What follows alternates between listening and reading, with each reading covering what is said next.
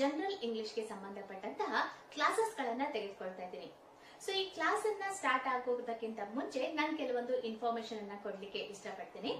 So ನೋಡಿ, ಕನ್ನಡ ಮಾಧ್ಯಮದ ವಿದ್ಯಾರ್ಥಿಗಳಿಗೆ ಸಾಮಾನ್ಯ ಇಂಗ್ಲಿಷ್ ಟಫ್ ಆದ್ರೆ ಇಂಗ್ಲಿಷ್ ಮಾಧ್ಯಮದ ವಿದ್ಯಾರ್ಥಿಗಳಿಗೆ ಸಾಮಾನ್ಯ ಕನ್ನಡ ಟಫ್ ಆಗತ್ತೆ. ಆದ್ರೆ ನಮ್ಮ ಕನ್ನಡ ಮಾಧ್ಯಮದ ವಿದ್ಯಾರ್ಥಿಗಳ ಸಂಖ್ಯೆ ಹೆಚ್ಚಾಗಿರೋದ್ರಿಂದ ಮತ್ತೆ ನಾವು ಕರ್ನಾಟಕದಲ್ಲಿ ಇರೋದ್ರಿಂದ ಸೊ ಇದರಲ್ಲಿ ಏನು ತುಂಬಾ ಭಯ ಬಿದ್ಬಿಡ್ತಾರೆ ವಿದ್ಯಾರ್ಥಿಗಳು. ಇಂಗ್ಲಿಷ್ ಇದೆ ಅಲ್ಲ, 35 ಸ್ಕೋರ್ ಮಾಡೋದು ತುಂಬಾ ಕಷ್ಟ ಅಂತ.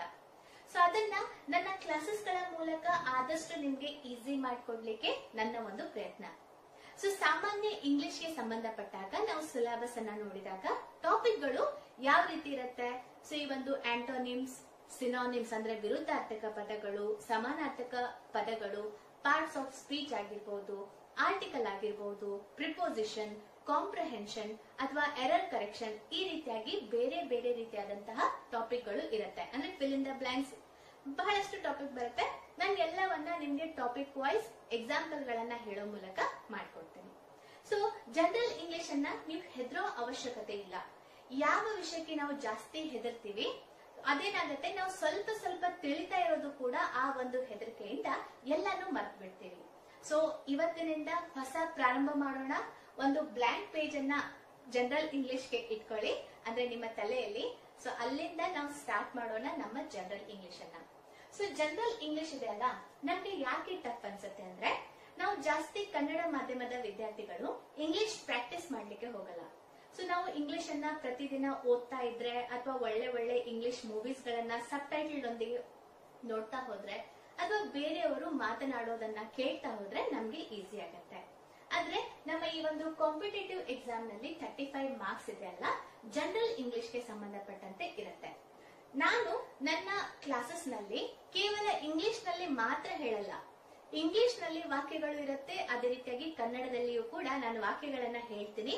ಮತ್ತೆ ಎಲ್ಲವನ್ನ ನಿಮ್ಗೆ ನಿಧಾನಕ್ಕೆ ಮಕ್ಕಳ ರೀತಿಯಲ್ಲಿ ಕನ್ನಡದಲ್ಲಿ ಎಕ್ಸ್ಪ್ಲೈನ್ ಮಾಡ್ತಾ ಹೋಗ್ತೀನಿ. ಸೊ ಈ ಕ್ಲಾಸಸ್ ಗಳನ್ನ ಯಾವುದು ವಿಷಯ ನಮ್ಗೆ ಟಫ್ ಆಗತ್ತೆ ಸ್ವಲ್ಪ ಜಾಸ್ತಿ ಫೋಕಸ್ ಮಾಡ್ಬೇಕಾಗತ್ತೆ. ಸೊ ಹಾಗಾದ್ರೆ ಕ್ಲಾಸ್ ಅನ್ನ ಸ್ಟಾರ್ಟ್ ಮಾಡೋಣ, ಜಾಸ್ತಿ ತಡ ಮಾಡೋದ್ ಬೇಡ. ಇವತ್ತಿನ ಭಾಗದಲ್ಲಿ ನಮ್ಮ ಇಂಗ್ಲಿಷ್ ಗ್ರಾಮರ್ ನಲ್ಲಿ ಅಂದ್ರೆ ಇಂಗ್ಲಿಷ್ ವ್ಯಾಕರಣದಲ್ಲಿ ನಾವು ಪಾರ್ಟ್ಸ್ ಆಫ್ ಸ್ಪೀಚ್ ಕುರಿತಾಗಿ ಮಾಹಿತಿಯನ್ನ ಹೇಳ್ತಾ ಇದ್ದೀನಿ. ಸೊ ಪಾರ್ಟ್ಸ್ ಆಫ್ ಸ್ಪೀಚ್ ಅನ್ನ ಮಾತುಗಳ ಪದಗಳು ಅಂತ ಹೇಳ್ತೀವಿ, ಆದ್ರೆ ಅದು ಅಷ್ಟು ಸೂಕ್ತ ಅಲ್ಲ. ಇಂಗ್ಲಿಷ್ ನಲ್ಲಿ ಇದರ ಒಂದು ಕರೆಕ್ಟ್ ಒಂದು ಹೇಳಿಕೆ ಇದೆಯಲ್ಲ, ಅಂದ್ರೆ ಪಾರ್ಟ್ಸ್ ಆಫ್ ಸ್ಪೀಚ್ ಅನ್ನೋದು ಸೂಕ್ತ ಅನ್ಸುತ್ತೆ. ನಾನು ನಿಮ್ಗೆ ಡೀಪ್ ಆಗಿ ಹೇಳಲ್ಲ, ಇದು ಫಸ್ಟ್ ಕ್ಲಾಸ್ ಆಗಿರೋದ್ರಿಂದ ನೀವು ನಿಧಾನಕ್ಕೆ ಇಂಗ್ಲಿಷ್ ಅನ್ನ ಅರ್ಥ ಮಾಡ್ಕೋಬೇಕು ಅನ್ನುವಂತಹ ಒಂದು ಉದ್ದೇಶದಿಂದ ಪಾರ್ಟ್ಸ್ ಆಫ್ ಸ್ಪೀಚ್ ಅಂದ್ರೆ ಏನು ಆದಷ್ಟು ಒಂದು 100 ನಲ್ಲಿ ಅಟ್ಲೀಸ್ಟ್ ನಿಮ್ಗೆ ಒಂದು 50% ಆದ್ರೂ ಒಂದ್ ಕ್ಲಾಸ್ ಅಲ್ಲಿ ಅರ್ಥ ಮಾಡಿಸುವಂತಹ ಪ್ರಯತ್ನ ನನ್ನದಾಗಿದೆ. ಓಕೆ, ಸೊ ಹಾಗಾದ್ರೆ ಪಾರ್ಟ್ಸ್ ಆಫ್ ಸ್ಪೀಚ್ ಅದನ್ನ ಸ್ಟಾರ್ಟ್ ಮಾಡೋಣ. ಓಕೆ ನೋಡಿ, ನಾನು ಯಾವ ರೀತಿಯಾಗಿ ನಿಮ್ಗೆ ಇಂಗ್ಲಿಷ್ ನಲ್ಲಿ ಇಲ್ಲಿ ಸೆಂಟೆನ್ಸ್ ಅನ್ನ ಕೊಟ್ಟಿರ್ತೀನಲ್ಲ, ನೀವು ಸ್ವಲ್ಪ ಜೋರಾಗಿ ಓದೋದನ್ನ ಪ್ರಾಕ್ಟೀಸ್ ಮಾಡಿ. ಇನ್ನೊಂದು, ಇಂಗ್ಲಿಷ್ ಪದಗಳನ್ನ ವಾಕ್ಯಗಳನ್ನ ನಾವು ಓದಿದಾಗ ಯಾವ್ದಾದ್ರು ಟಫ್ ಕ್ವಶನ್ಸ್ ಗಳು ಟಫ್ ವರ್ಡ್ ಗಳು ಬಂದ್ರೆ ಅದನ್ನ ಏನ್ ಮಾಡ್ಬೇಕು, ಆ ಒಂದು ಶಬ್ದದ ಅರ್ಥವನ್ನ ಡೈಲಿ ಕಲಿತಾ ಹೋಗ್ಬೇಕು. ಮತ್ತೆ ಹಿಂದಿನ ಪ್ರಶ್ನೆ ಪತ್ರಿಕೆಗಳನ್ನ ಕೂಡ ನಾವು ಸಾಲ್ವ್ ಮಾಡ್ತಾ ಹೋಗೋಣ. ಹಾಗಾದ್ರೆ ಇವತ್ತಿನ ಭಾಗದಲ್ಲಿ ಪಾರ್ಟ್ಸ್ ಆಫ್ ಸ್ಪೀಚ್ ಅನ್ನ ನೋಡೋಣ. Okay, so there are 8 parts of speech in the English language. So English ಭಾಷೆಯಲ್ಲಿ ಟೋಟಲ್ ಆಗಿ 8 ಪಾರ್ಟ್ಸ್ ಆಫ್ ಸ್ಪೀಚ್ ಇದೆ. The part of speech indicates how the word functions in the meaning as well as grammatically within the sentence.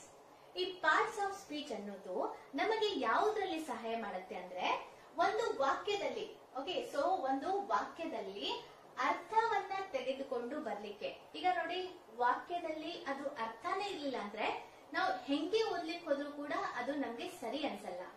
So ಇಲ್ಲಿ ವಾಕ್ಯದಲ್ಲಿ ಒಂದು ಪದ ಯಾವ ರೀತಿಯಾಗಿ ಕಾರ್ಯನಿರ್ವಹಿಸುತ್ತೆ, ಅರ್ಥವನ್ನ ನೀಡೋದರೊಂದಿಗೆ ಒಂದು ವಾಕ್ಯದಲ್ಲಿ ಪದ ಯಾವ ರೀತಿಯಾಗಿ ಕಾರ್ಯನಿರ್ವಹಿಸುತ್ತೆ, ಅದೇ ರೀತಿಯಾಗಿ ವ್ಯಾಕರಣ, ಸರಿಯಾದ ವ್ಯಾಕರಣವನ್ನ ಸೇರಿಸುವ ಮೂಲಕ ಆ ಒಂದು ವಾಕ್ಯಕ್ಕೆ ಅರ್ಥವನ್ನ ನೀಡೋದೇ ಯಾವುದು, ಪಾರ್ಟ್ಸ್ ಆಫ್ ಸ್ಪೀಚ್.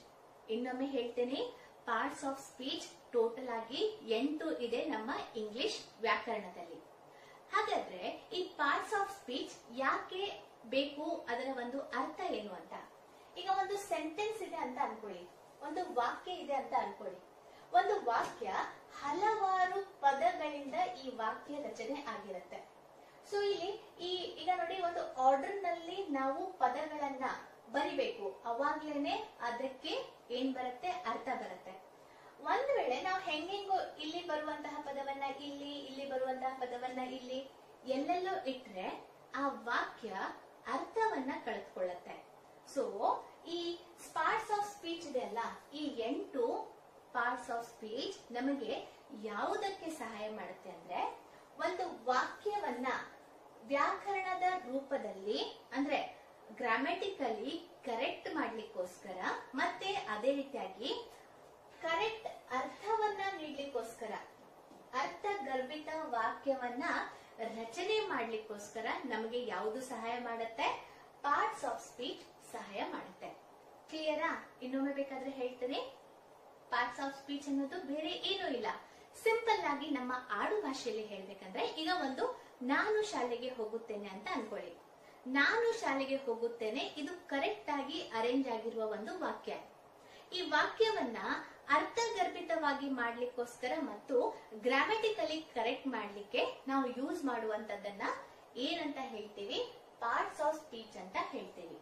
ಸೊ ಇದನ್ನ ಒಂದೊಂದೇ ನಾವು ನೋಡ್ತಾ ಹೋದಾಗ ಅದರ ಮಹತ್ವವೇನು, ಯಾಕೆ ಇದು ಇಷ್ಟು ಇಂಪಾರ್ಟೆಂಟ್ ಇದೆ ಅನ್ನೋದು ನಮ್ಗೆ ಗೊತ್ತಾಗತ್ತೆ. ಹಾಗಾದ್ರೆ ಯಾವ್ದ್ಯಾವ್ದು ಆ 8 ಪಾರ್ಟ್ಸ್ ಆಫ್ ಸ್ಪೀಚ್ ಅನ್ನೋದನ್ನ ನೋಡೋಣ. ಮೊದಲನೇದು ನೌನ್. ನೌನ್ ಅಂದ್ರೆ ನಾಮಪದ. ನಮ್ಮ ಕನ್ನಡ ವ್ಯಾಕರಣವನ್ನ ಓದ್ತಾ ಇರ್ತಿರಲ್ಲ, ಅವ್ರಿಗೂ ಕೂಡ ಕನ್ನಡ ವ್ಯಾಕರಣದಲ್ಲಿ ನಾಮಪದ ನೋಡಿರ್ತೀರ ತಾನೆ. ಸೊ ಅದೇ ನೌನ್ ಅಂತ ಇಂಗ್ಲಿಷ್ ನಲ್ಲಿ ಹೇಳ್ತೀವಿ. So pronoun. ಪ್ರನೌನ್ ಅಂದ್ರೆ ಸರ್ವನಾಮ. ವರ್ಬ್ ಅಂದ್ರೆ ಕ್ರಿಯಾಪದ. ಅಡ್ಜೆಕ್ಟಿವ್ ಅಂದ್ರೆ ವಿಶೇಷಣ. ಅಡ್ವರ್ಬ್ ಅಂದ್ರೆ ಕ್ರಿಯಾ ವಿಶೇಷಣ. ಪ್ರಿಪೋಸಿಷನ್ ಅಂದ್ರೆ ಪೂರ್ವಭಾವಿ ಪದಗಳು ಅಂತ ಹೇಳ್ತೀವಿ. ಕಂಜಂಕ್ಷನ್ ಅಂದ್ರೆ ಸಂಯೋಗ, ಮತ್ತೆ ಇಂಟರ್ಜೆಕ್ಷನ್ ಅಂದ್ರೆ ಪ್ರತಿಬಂಧ.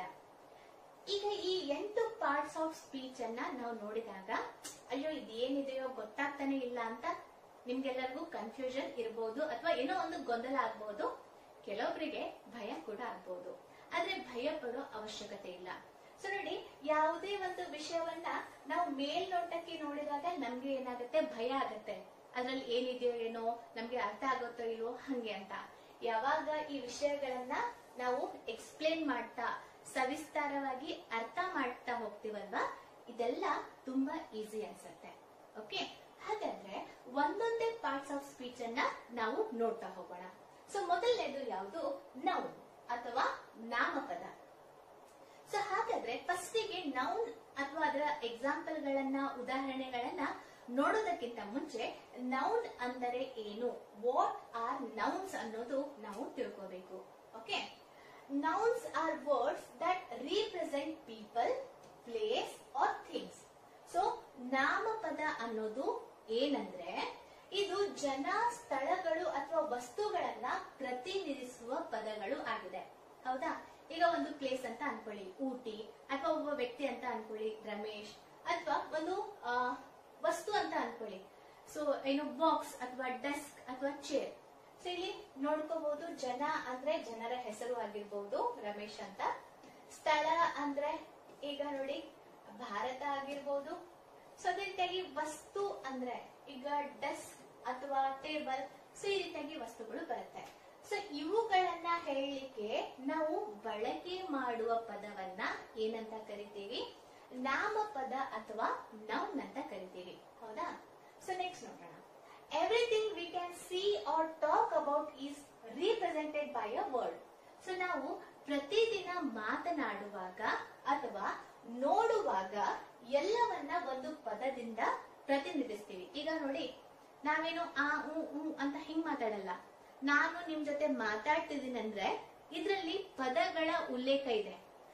ಈಗ ನೋಡಿ, ಸ್ಟೂಡೆಂಟ್ ಅಂತ ಹೇಳ್ತಾ ಇದ್ದೀನಿ, ಅಥವಾ ಬೇರೆ ಬೇರೆ ವಸ್ತುಗಳನ್ನ, ಈಗ ನೋಡಿ ನಾನು ಪೆನ್ ಅನ್ನ ಯೂಸ್ ಮಾಡ್ತಾ ಇದ್ದೀನಿ, ಡಿಜಿಟಲ್ ಬೋರ್ಡ್ ಅನ್ನ ಯೂಸ್ ಮಾಡ್ತಾ ಇದ್ದೀನಿ. ಸೊ ಜನರ ಒಂದು ಪ್ಲೇಸ್ ನಲ್ಲಿ ನಾನಿದ್ದೀನಿ.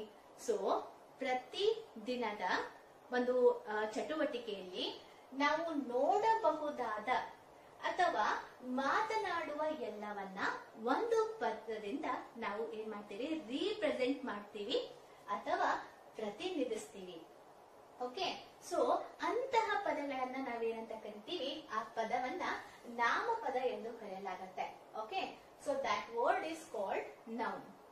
You might find it useful to think of a noun as a naming word. So ಇನ್ನೂ ಈಸಿಯಾಗಿ ನಾಮಪದವನ್ನ ನಾವು ಇನ್ನೊಂದು ಹೆಸರಿನ ಮೂಲಕ ಹೇಳ್ಬೇಕಂದ್ರೆ ಇದನ್ನ ನಾವು ಹೆಸರಿಸುವ ಪದ ಅಥವಾ ನೇಮಿಂಗ್ ವರ್ಡ್ ಅಂತ ಕರಿತೀವಿ. ಓಕೆ, ಇನ್ನೊಮ್ಮೆ ಹೇಳ್ಬಿಡ್ತೀನಿ. ಈಗ ನೋಡಿ, ನಾಮಪದ ಅಂದ್ರೆ ಏನು? ನಾಮಪದ ಅನ್ನೋದು ಬೇರೆ ಏನೂ ಇಲ್ಲ. ಜನ ಆಗಿರ್ಬಹುದು, ವಸ್ತು ಆಗಿರ್ಬಹುದು, ಅಥವಾ ಸ್ಥಳ ಆಗಿರ್ಬಹುದು.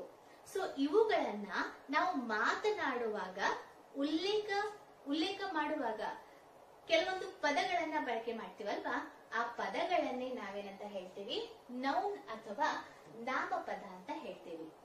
ಸೊ ಪ್ರತಿದಿನದ ಚಟುವಟಿಕೆಗಳಲ್ಲಿ ನಾವು ನೋಡುವಂತಹ, ಮಾತನಾಡುವಂತಹ ಪ್ರತಿಯೊಂದು ಆಕ್ಟಿವಿಟೀಸ್ ಅದನ್ನ ನಾವು ಯಾವ ರೀತಿಯಾಗಿ ಪ್ರತಿನಿಧಿಸ್ತೀವಿ, ಒಂದು ಪದದ ಮೂಲಕ ಪ್ರತಿನಿಧಿಸ್ತೀವಿ ಅಥವಾ ರೀಪ್ರೆಸೆಂಟ್ ಮಾಡ್ತೀವಿ.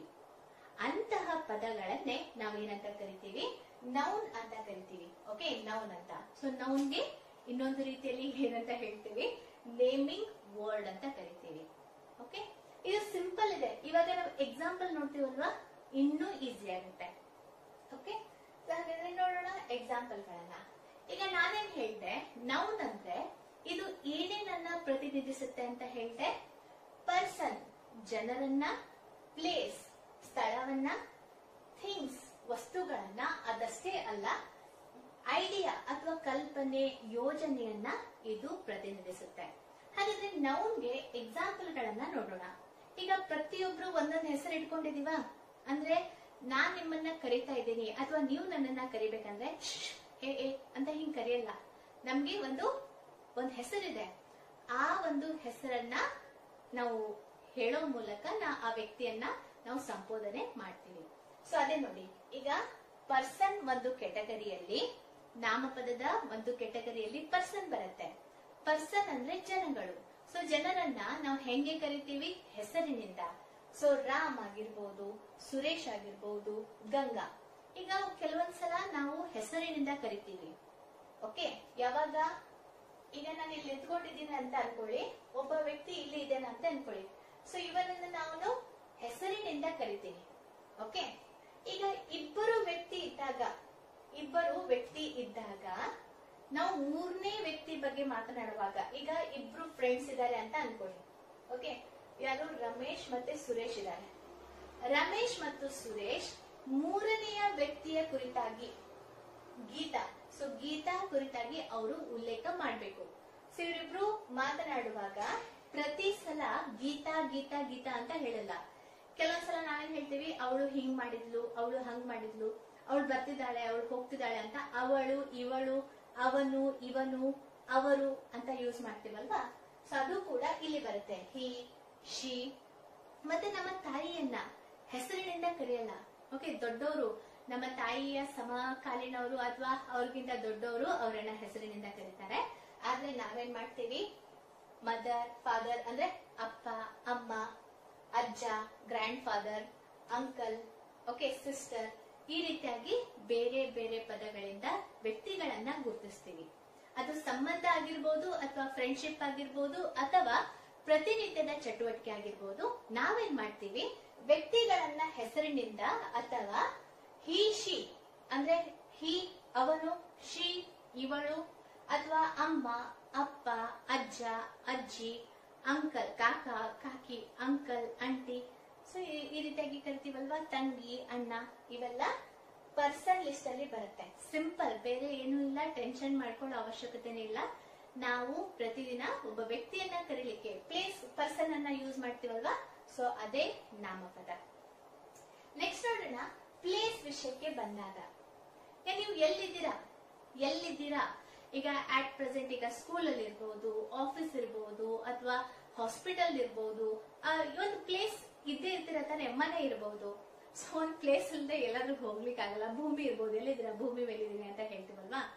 ಸೊ ಒಂದ್ ಪ್ಲೇಸ್ ಇದ್ದೇ ಇರತ್ತೆ. ನಾವು ಪ್ರತಿದಿನ ಎಲ್ಲಾದ್ರೂ ಹೋದಾಗ ಅಥವಾ ಇದ್ದಂತಹ ಒಂದು ಮನೆ ಆಗಿರ್ಬೋದು, ಅಂತಹ ಪ್ಲೇಸ್ ಗಳನ್ನ ಹೇಳುವಾಗ ಕೂಡ ನಾವೇನ್ ಮಾಡ್ತೀವಿ, ಈ ನಾಮಪದವನ್ನ ಬಳಕೆ ಮಾಡ್ತೀವಿ. ಸೊ ಪ್ಲೇಸ್ಗೆ ಎಕ್ಸಾಂಪಲ್ ಅಂದ್ರೆ Bharat, Europe, Asia, Pacific ocean, school, hospital, office, Switzerland, Australia, church. ಈಗ ನೋಡಿ, ಒಂದ್ ಬೇರೆ ದೇಶ ಇದೆ ಅಂತ ಅನ್ಕೊಳ್ಳಿ, ಅಯ್ಯೋ ಅದೊಂದ್ ದೇಶ ಇದೆ ಅಲ್ಲ, ಅಲ್ಲಿ ಪಕ್ಕ ಇದೆ, ಅಲ್ಲಿ ಇಲ್ಲಿದೆ ಅಂತ ನಮ್ಗೆ ಹೇಳಲಿಕ್ಕಾಗಲ್ಲ. ಅದೇ ದೇಶ ಅಂತ ಹೇಳಲಿಕ್ಕೋಸ್ಕರ ಪ್ರತಿ ದೇಶಕ್ಕೆ ನಾವು ಒಂದೊಂದು ಹೆಸರಿಟ್ಕೊಂಡಿದ್ದೀವಿ, ಹೌದಾ? ಈಗ ಯಾವ ರೀತಿಯಾಗಿ ವ್ಯಕ್ತಿಗಳಿಗೆ ಹೆಸರಿದೆ, ಫಾರ್ ಎಕ್ಸಾಂಪಲ್ ವಾಸ್ಕೋ ಡಿ ಗಾಮ ಕ್ಯಾಲಿಕಟ್ಗೆ ಬಂದ ಅಂತ ಹೇಳ್ತೀವಿ ನೋಡಿ. ಅವಾಗ್ಲೇನೆ ನಮ್ಗೆ ಗೊತ್ತಿತ್ತು ಯಾವ ಸ್ಥಳಕ್ಕೆ ಬಂದ ಅಂತ ಹೇಳುವಾಗ. ಮತ್ತದಷ್ಟೇ ಅಲ್ಲ, ಅಮೆರಿಕವನ್ನ ಯಾರು ಕಂಡು ಹಿಡಿದ್ರು, ಭಾರತದ ಜಲಮಾರ್ಗವನ್ನ ಯಾರು ಕಂಡು ಹಿಡಿದ್ರು. ಸೊ ಇಲ್ಲಿ ಪ್ಲೇಸ್ ಗಳಿಗೆ ಹೆಸರಿರೋದ್ರಿಂದ ಈಸಿಯಾಗಿ ಅವುಗಳನ್ನ ಐಡೆಂಟಿಫೈ ಮಾಡ್ಲಿಕ್ಕೆ ಆಯ್ತು, ಅವುಗಳನ್ನ ಗುರುತಿಸ್ಲಿಕ್ಕೆ ಆಯ್ತು, ಹೌದಾ? ಸೊ ಈ ರೀತಿಯಾಗಿ ನಾವು ಪ್ಲೇಸಸ್ ಗಳನ್ನ, ಸ್ಥಳಗಳನ್ನ ಗುರುತಿಸ್ಲಿಕ್ಕೆ ನಾಮಪದ ನಮ್ಗೆ ಹೆಲ್ಪ್ ಮಾಡುತ್ತೆ, ಹೌದಾ? So where are you now ಅಂತ ಕೇಳಿದಾಗ ಐ ಆಮ್ ಇನ್ ಆಫೀಸ್ ಅಂತ ಹೇಳ್ಬೋದು, ಐ ಆಮ್ ಇನ್ ಸ್ಕೂಲ್ ಅಂತ ಹೇಳ್ಬೋದು. ಸೊ ಇಲ್ಲಿ ನಾವು ಇರುವಂತಹ ಸ್ಥಳವನ್ನ ನಾಮಪದದ ಮೂಲಕ ಉಲ್ಲೇಖ ಮಾಡ್ತೀವಿ. ಸೊ ಕ್ಲಿಯರಾ ಇದು ಅಂತ? ಒಂದ್ ಪ್ಲೇಸ್ ಇದ್ದೇ ಇರುತ್ತಾ, ಆ ಪ್ಲೇಸ್ ನಾವು ಇರುವಂತಹ ಜಾಗವನ್ನ ನಾಮಪದದ ಮೂಲಕ ಸಂಬೋಧನೆ ಮಾಡ್ತೀವಿ. ನೆಕ್ಸ್ಟ್ ನೋಡೋಣ, ಥಿಂಗ್ಸ್ ಅಂತ ಹೇಳ್ಬೋದು. ಸೊ ನಾವು ಪ್ರತಿನಿತ್ಯ ಚಟುವಟಿಕೆಗಳಲ್ಲಿ ಹಲವಾರು ವಸ್ತುಗಳನ್ನ ಬಳಕೆ ಮಾಡ್ತೀವಿ. ಬೆಳಿಗ್ಗೆಯಿಂದ ಹಿಡ್ಕೊಂಡು ರಾತ್ರಿ ಆಗಿರ್ಬೋದು, ಅಥವಾ ಇಡೀ ಜೀವನ ಆಗಿರ್ಬೋದು, ನಾವು ಲಾಸ್ಟ್ ವರೆಗೆ, ಫಸ್ಟ್ ಇಂದ ಲಾಸ್ಟ್ ವರೆಗೆ ಆಗಿರ್ಬೋದು. ಸೊ ಪ್ರತಿದಿನ ಹಲವಾರು ವಸ್ತುಗಳ ಬಳಕೆಯನ್ನ ನಾವು ಮಾಡ್ತೀವಿ, ಹೌದಾ? ಸೊ ಯಾವ್ಯಾವ ರೀತಿಯಾದಂತಹ ವಸ್ತುಗಳು? ಬುಕ್ಸ್ ಆಗಿರ್ಬೋದು, TV, pen, desk, truck, chair, brush, bulb, shoes, ಆಟಿಕೆ ಸಾಮಾನುಗಳು. ಈಗ ನೋಡಿ, ನಾವ್ ಎದ್ದ ತಕ್ಷಣ ನಾವು ಎಲ್ಲಿ ಮಲ್ಕೊಂಡಿರ್ತೀವಿ, ಕಾಟ್ ಮೇಲೆ ಅಥವಾ ಚಾಪೆ ಮೇಲೆ. ಮತ್ತೆ ನಮ್ಗೆ ಗಾಳಿ ಕೊಡ್ಲಿಕ್ಕೋಸ್ಕರ ಫ್ಯಾನ್ ಇದೆ, ಬೆಳಕು ಕೊಡ್ಲಿಕ್ಕೋಸ್ಕರ ಲೈಟ್ ಇದೆ, ನಡ್ಕೊಂಡು ಹೋಗ್ಲಿಕ್ಕೆ ಸ್ಲಿಪ್ಪರ್ಸ್ ಇದೆ. ಸೊ ಪ್ರತಿಯೊಂದು ಥಿಂಗ್ಸ್ ಗಳನ್ನ, ನಾವು ಸುತ್ತುವರೆದಿರುವಂತಹ ಪ್ರತಿಯೊಂದು ವಸ್ತುಗಳು ಯಾವ ಕೆಟಗರಿಯಲ್ಲಿ ಬರುತ್ತೆ ಅಂದ್ರೆ ನಾಮಪದದ ಕೆಟಗರಿಯಲ್ಲಿ ಬರುತ್ತೆ. ಓಕೆ, ಡ್ರೆಸ್ ಆಗಿರ್ಬೋದು, ಬಲ್ಬ್, ಇಸ್ತ್ರಿ, ಆಮೇಲೆ ಫ್ಯಾನ್ ಆಗಿರ್ಬೋದು, ಕೂಲರ್, ಡೆಸ್ಕ್, ಚೇರ್. ಸೊ ಈ ರೀತಿಯಾಗಿ ಪ್ರತಿಯೊಂದು ವಸ್ತುಗಳು ಯಾವುದರ ಕೆಟಗರಿಯಲ್ಲಿ ಬರುತ್ತೆ? ಥಿಂಗ್ಸ್ ನ ಕೆಟಗರಿಯಲ್ಲಿ ಬರುತ್ತೆ ನಾಮಪದದಲ್ಲಿ. ನೆಕ್ಸ್ಟ್ ನೋಡೋಣ, ಐಡಿಯಾಗಳು, ಹೌದಾ? ಸೊ ಐಡಿಯಾ ಅಥವಾ ಯೋಜನೆ, ಕಲ್ಪನೆ ಯಾವ್ಯಾವ ರೀತಿಯಾಗಿ ನಾಮಪದದಲ್ಲಿ ಗುರುತಿಸ್ತವೆ ಅಂದ್ರೆ ಪ್ರೀತಿ, ಸಂತೋಷ, ಪೀಸ್ ಅಂದ್ರೆ ಶಾಂತಿ, ಆನರ್ ಅಂದ್ರೆ ಗೌರವ, ಫ್ರೆಂಡ್ಶಿಪ್ ಅಂದ್ರೆ ನಿಮ್ಮ ಫ್ರೆಂಡ್ಶಿಪ್, ಸ್ನೇಹಿತತ್ವ ಅಂತ ಹೇಳ್ಬೋದು, ಫ್ರೀಡಮ್ ಸ್ವಾತಂತ್ರ್ಯ, ಆನೆಸ್ಟಿ ಅಂದ್ರೆ ಪ್ರಾಮಾಣಿಕತೆ, ಆಂಗರ್ ಅಂದ್ರೆ ಸಿಟ್ಟು, ವಿಸ್ಡಮ್ ಅಂದ್ರೆ ನಮ್ಮ ಒಂದು ನಾಲೆಡ್ಜ್ ಇರ್ಬೋದಲ್ಲ, ವಿಸ್ಡಮ್, ಫ್ರೀಡಮ್ ಅಂದ್ರೆ ಸ್ವತಂತ್ರ. ಸೊ ಈಗ ನೋಡಿ, ಪ್ರತಿದಿನ ಬೇರೆ ಬೇರೆ ರೀತಿಯಾದಂತಹ ಐಡಿಯಾಗಳು, ಕಲ್ಪನೆಗಳು, ಯೋಜನೆಗಳು ನಡೀತಾ ಇರುತ್ತೆ. ಅಥವಾ ಲಾಯಲ್ಟಿ ಇರ್ಬೋದು, ಸ್ಮಾರ್ಟ್ನೆಸ್ ಆಗಿರ್ಬೋದು. ಅಂದ್ರೆ ಒಬ್ಬ ವ್ಯಕ್ತಿಯಲ್ಲಿ ಇರುವಂತಹ ಐಡಿಯಾಗಳನ್ನ, ಕಲ್ಪನೆಗಳನ್ನ ಸಂಬೋಧನೆ ಮಾಡ್ಲಿಕ್ಕೋಸ್ಕರ ಕೂಡ ನಾವೇನ್ ಮಾಡ್ತೀವಿ? ನೌನ್ ಅಥವಾ ನಾಮಪದವನ್ನ ಬಳಕೆ ಮಾಡ್ತೀವಿ, ಹೌದಾ? ಅರ್ಥ ಆಯ್ತು ಅಂತ ಅನ್ಕೋತೀನಿ ನಾಮಪದಕ್ಕೆ ಸಂಬಂಧಪಟ್ಟಂತೆ. ಆದ್ರೆ ಇನ್ನೊಮ್ಮೆ ನಿಮ್ಗೆ ಹೇಳ್ಬಿಡ್ತೇನೆ ಫಸ್ಟ್ ಇಂದ. ನಾಮಪದ ಬೇರೆ ಏನೂ ಇಲ್ಲ. ನಾಮಪದ ಪ್ರತಿದಿನ ಇರುವಂತಹ ಜನ, ವಸ್ತು, ಯೋಜನೆ, ಅದೇ ರೀತಿಯಾಗಿ ಏನು ಈ ಒಂದು ನೌನ್, ಪೀಪಲ್, ಪ್ಲೇಸ್ ಮತ್ತೆ ಥಿಂಗ್ಸ್ ಮತ್ತೆ ಐಡಿಯಾಸ್, ಇವುಗಳನ್ನ ಪ್ರತಿನಿಧಿಸ್ಲಿಕ್ಕೋಸ್ಕರ ಬಳಕೆ ಮಾಡುವಂತಹ ಪದಗಳನ್ನ ನಾವು ನೌನ್ ಅಂತ ಕರಿತೀವಿ, ಹೌದಾ? ಬೇರೆ ಏನು ಕಾಂಪ್ಲಿಕೇಟೆಡ್ ವರ್ಡ್ ಗಳನ್ನ ಯೂಸ್ ಮಾಡ್ಕೋಬೇಡಿ. ನಾಮಪದ ಅಂದ್ರೆ ಸಿಂಪಲ್, ನಾವು ಸುತ್ತುವರೆದಿರುವಂತಹ ಅಥವಾ ಪ್ರತಿದಿನ ನೋಡುವಂತಹ, ಮಾತನಾಡುವಂತಹ ಚಟುವಟಿಕೆಗಳನ್ನ ಹೇಳಲಿಕ್ಕೋಸ್ಕರ ಬಳಕೆ ಮಾಡುವಂತಹ ಪದಗಳನ್ನ ನಾಮಪದ ಅಥವಾ ನೌನ್ ಅಂತ ಕರಿತೀವಿ. ಸೊ ನೌನ್ ಪ್ರಮುಖವಾಗಿ 4 ರೀತಿಯಾದಂತಹ ವಿಷಯಗಳನ್ನ ಒಳಗೊಂಡಿದೆ. ಅದು ಪರ್ಸನ್, ಪ್ಲೇಸ್, ಥಿಂಗ್ಸ್ ಮತ್ತು ಐಡಿಯಾಗಳನ್ನ ಒಳಗೊಂಡಿದೆ. ಓಕೆ, ಇಷ್ಟೊತ್ತು ನಾವು ನೌನ್ ಅನ್ನ ನೋಡಿದ್ವಿ. ಇವಾಗ ಸೆಕೆಂಡ್ ಯಾವುದು ಪಾರ್ಟ್ಸ್ ಆಫ್ ಸ್ಪೀಚ್ ಅಂದ್ರೆ ಪ್ರನೌನ್ ಅಂತ ಹೇಳ್ಬಹುದು. ಇದನ್ನ ಕನ್ನಡದಲ್ಲಿ ಸರ್ವನಾಮ ಅಂತ ಕರಿತೀವಿ. ಹಾಗಾದ್ರೆ ಸರ್ವನಾಮ ಅಂದರೆ ಏನು, ಇದರ ಕಾರ್ಯ ಏನು, ಅದೇ ರೀತಿಯಾಗಿ ಇದರ ಪ್ರಮುಖವಾದಂತಹ ಉದಾಹರಣೆಗಳೊಂದಿಗೆ ಎಕ್ಸಾಂಪಲ್ಸ್ ಗಳೊಂದಿಗೆ ಇದನ್ನ ಅರ್ಥ ಮಾಡ್ಕೊಳ್ಳೋಣ. ಸೊ ಪ್ರನೌನ್ ಅನ್ನ ಕನ್ನಡದಲ್ಲಿ ಸರ್ವನಾಮ ಅಂತ ಕರಿತೀವಿ, ಹೌದಾ? ಹಾಗಾದ್ರೆ ಸರ್ವನಾಮ ಅನ್ನೋದನ್ನ ಇವಾಗ ನೋಡೋಣ. A pronoun is a word that stands in for a noun. ನಾಮಪದದ ಬದಲಾಗಿ ಬಳಕೆ ಮಾಡುವಂತಹ ಪದಗಳನ್ನ ನಾವೇನಂತ ಕರಿತೀವಿ? ಸರ್ವನಾಮ ಅಥವಾ ಪ್ರನೌನ್ ಅಂತ ಕರಿತೀವಿ, ಹೌದಾ? So often to avoid the need to repeat the same noun over and over. So ನಾವು ವಾಕ್ಯದಲ್ಲಿ ಬಳಕೆ ಮಾಡುವ ನಾಮಪದವನ್ನ ಪ್ರತಿ ಬಾರಿ ಪುನರಾವರ್ತನೆ ಮಾಡುವ ಬದಲಾಗಿ ಅಥವಾ ರಿಪೀಟ್ ಮಾಡೋದನ್ನ ತಪ್ಪಿಸ್ಲಿಕ್ಕೋಸ್ಕರ, ನಾಮಪದಗಳ ಬಳಕೆಯನ್ನ ಪ್ರತಿ ಬಾರಿ ರಿಪೀಟ್ ಆಗಿ ಬಳಕೆ ಮಾಡೋದನ್ನ, ಉಲ್ಲೇಖ ಮಾಡೋದನ್ನ ತಪ್ಪಿಸ್ಲಿಕ್ಕೋಸ್ಕರ ನಾವು ಯಾವುದನ್ನ ಬಳಕೆ ಮಾಡ್ತೀವಿ? ಪ್ರನೌನ್ ಅನ್ನ ಯೂಸ್ ಮಾಡ್ತೀವಿ ಅಥವಾ ಸರ್ವನಾಮವನ್ನ ಯೂಸ್ ಮಾಡ್ತೀವಿ. So like nouns, pronouns can refer to people, things, concept and places. So ಯಾವ ರೀತಿಯಾಗಿ ನಾಮಪದಗಳು ಜನ, ಸ್ಥಳ, ವಸ್ತು ಮತ್ತು ಯೋಜನೆಯನ್ನ ಅದು ಪ್ರತಿನಿಧಿಸುತ್ತಲ್ಲ, ಅದೇ ರೀತಿಯಾಗಿ ಸರ್ವನಾಮ ಕೂಡ ಏನ್ ಮಾಡತ್ತೆ? ಜನ, ವಸ್ತು, ಕಾನ್ಸೆಪ್ಟ್ ಮತ್ತೆ ಪ್ಲೇಸಸ್ ಗಳನ್ನ ರೀಪ್ರೆಸೆಂಟ್ ಮಾಡುತ್ತೆ ಅಥವಾ ಪ್ರತಿನಿಧಿಸುತ್ತೆ. ಇನ್ನೊಮ್ಮೆ ನೋಡೋಣ. A pronoun is a word that stands in for noun, often to avoid the need to repeat the same noun over and over. Like nouns, pronouns can refer to people, things, concept and place. So ಸರ್ವನಾಮವನ್ನ ನಾಮಪದದ ಬದಲಾಗಿ ಬಳಕೆ ಮಾಡುವಂತಹ ಪದಗಳು, ನಾಮಪದವನ್ನ ಆಗಾಗ ಪುನರಾವರ್ತನೆ ಆಗೋದನ್ನ ತಪ್ಪಿಸ್ಲಿಕ್ಕೋಸ್ಕರ ಬಳಕೆ ಮಾಡುವಂತಹ ಪದಗಳನ್ನ ನಾವು ಸರ್ವನಾಮ ಅಂತ ಕರಿತೀವಿ. ಸೊ ನಾಮಪದದ ರೀತಿಯಲ್ಲಿನೇ ಸರ್ವನಾಮ ಕೂಡ ಜನ, ವಸ್ತು, ಸ್ಥಳ ಮತ್ತು ಯೋಜನೆಯನ್ನ ಅದು ಪ್ರತಿನಿಧಿಸುತ್ತೆ.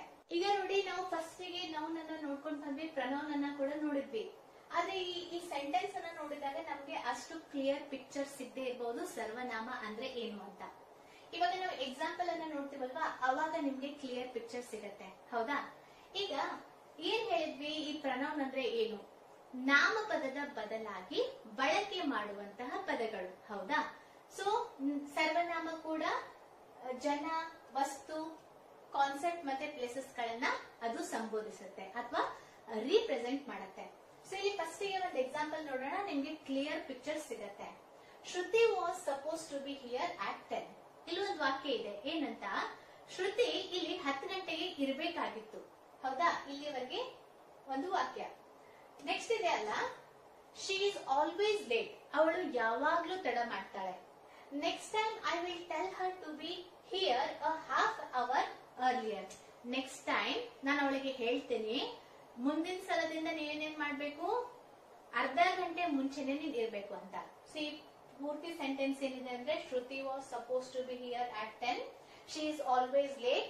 Next time I will tell her to be here a half hour earlier.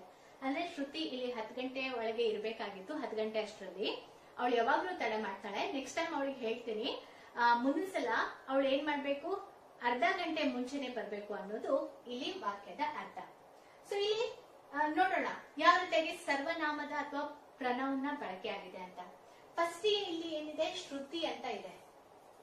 ಇಲ್ಲಿ ಏನಿದೆ? ಶ್ರುತಿ ಅಂತ ಇದೆ. ಶ್ರುತಿ ಏನು? ಶ್ರುತಿ ಅನ್ನೋದು ನೌನ್ ಅಥವಾ ನಾಮಪದ ಆಗಿದೆ. ಶ್ರುತಿ ಅನ್ನೋದು ನೌನ್ ಅಥವಾ ನಾಮಪದ ಆಗಿದೆ. ಸೊ ಇಲ್ಲಿ Shruti was supposed to be here at 10 ಅಂದ್ರೆ ವಾಕ್ಯದ ಪ್ರಾರಂಭದಲ್ಲಿ ಯಾರು ಅನ್ನೋದನ್ನ ನಿರ್ದಿಷ್ಟವಾಗಿ ಹೇಳಲಿಕ್ಕೋಸ್ಕರ ನಾವು ನಾಮಪದದ ಬಳಕೆ ಮಾಡಿದ್ವಿ, ಶ್ರುತಿ ಅಂತ. ಓಕೆ, ಸೊ ನೆಕ್ಸ್ಟ್ ಸೆಂಟೆನ್ಸ್ ಅಲ್ಲಿ ನೋಡೋಣ. She is always late. ಇಲ್ಲಿ ನಾವು ಇನ್ನೊಮ್ಮೆ ನೌನ್ ಅನ್ನ ಯೂಸ್ ಮಾಡಿಲ್ಲ. ಏನಂತ? ಶ್ರುತಿ ಈಸ್ ಆಲ್ವೇಸ್ ಲೇಟ್ ಅಂತ ಇನ್ನೊಮ್ಮೆ ಶ್ರುತಿ ಅನ್ನೋದನ್ನ ಉಲ್ಲೇಖ ಮಾಡಿಲ್ಲ. ನಾಮಪದದ ಬದಲಾಗಿ ನಾವೇನ್ ಯೂಸ್ ಮಾಡಿದ್ವಿ? ಪ್ರನೌನ್ ಅನ್ನ ಯೂಸ್ ಮಾಡಿದ್ವಿ. ಓಕೆ, ಸೊ ನಾಮಪದದ ಬದಲಾಗಿ ಸರ್ವನಾಮವನ್ನ ಯೂಸ್ ಮಾಡಿದ್ವಿ. ಪದೇ ಪದೇ ವಾಕ್ಯದಲ್ಲಿ ಶ್ರುತಿ ಶ್ರುತಿ ಶ್ರುತಿ ಹೀಗೆ, ಶ್ರುತಿ ಹಾಗೆ, ಶ್ರುತಿ ಇವಳು, ಶ್ರುತಿ ಹಂಗೆ ಅಂತ ಹೇಳಿಕ್ಕಾಗಲ್ಲ. ಸೊ ಫಸ್ಟಿಗೆ ನಾವು ಒಬ್ಬರ ಬಗ್ಗೆ ಉಲ್ಲೇಖ ಮಾಡುವಾಗ ಹೆಸರನ್ನ ಹೇಳ್ಬಿಟ್ವಿ, ನಾಮಪದವನ್ನ ಹೇಳಿದ್ವಿ. ನೆಕ್ಸ್ಟ್ ಅವಳ ಕುರಿತಾಗಿ ಹೇಳುವಾಗ ನಾವೇನ್ ಮಾಡಿದ್ವಿ, ಅವಳು, ಇವಳು, ಅವಳು ಹೀಗೆ ಹಂಗೆಲ್ಲ ಹೇಳ್ತೀವಲ್ವಾ. ಸೊ ಅಲ್ಲಿ ನಾಮಪದದ ಬದಲಾಗಿ ನಾವೇನ್ ಮಾಡಿದ್ವಿ, ಸರ್ವನಾಮವನ್ನ ಯೂಸ್ ಮಾಡಿದ್ವಿ. ಸೊ ನೋಡಿ, ಇಲ್ಲಿ ನಾಮಪದವನ್ನ ಯೂಸ್ ಮಾಡಿದ ನಂತರ ಎರಡನೇ ಸೆಂಟೆನ್ಸ್ ನಲ್ಲಿ ನಾವು ಶ್ರುತಿ ಈಸ್ ಆಲ್ವೇಸ್ ಲೇಟ್ ಅಂತ ಯೂಸ್ ಮಾಡಿಲ್ಲ, ಪ್ರನೌನ್ ಅನ್ನ ಯೂಸ್ ಮಾಡಿದ್ವಿ. ಶಿ ಈಸ್ ಆಲ್ವೇಸ್ ಲೇಟ್ ಅಂತ, she is always late, she ಅನ್ನೋದು ಪ್ರನೌನ್ ಆಗಿದೆ. ಸೊ ಅದೇ ರೀತಿಯಾಗಿ next time I will tell her. So next time I will tell Shruti ಅಂತ ಹೇಳಿಲ್ಲ ನಾನು, ಪದೇ ಪದೇ ಶ್ರುತಿ ಶ್ರುತಿ ಶ್ರುತಿ ಅಂತ ಹೇಳ್ತಾ ಇಲ್ಲ.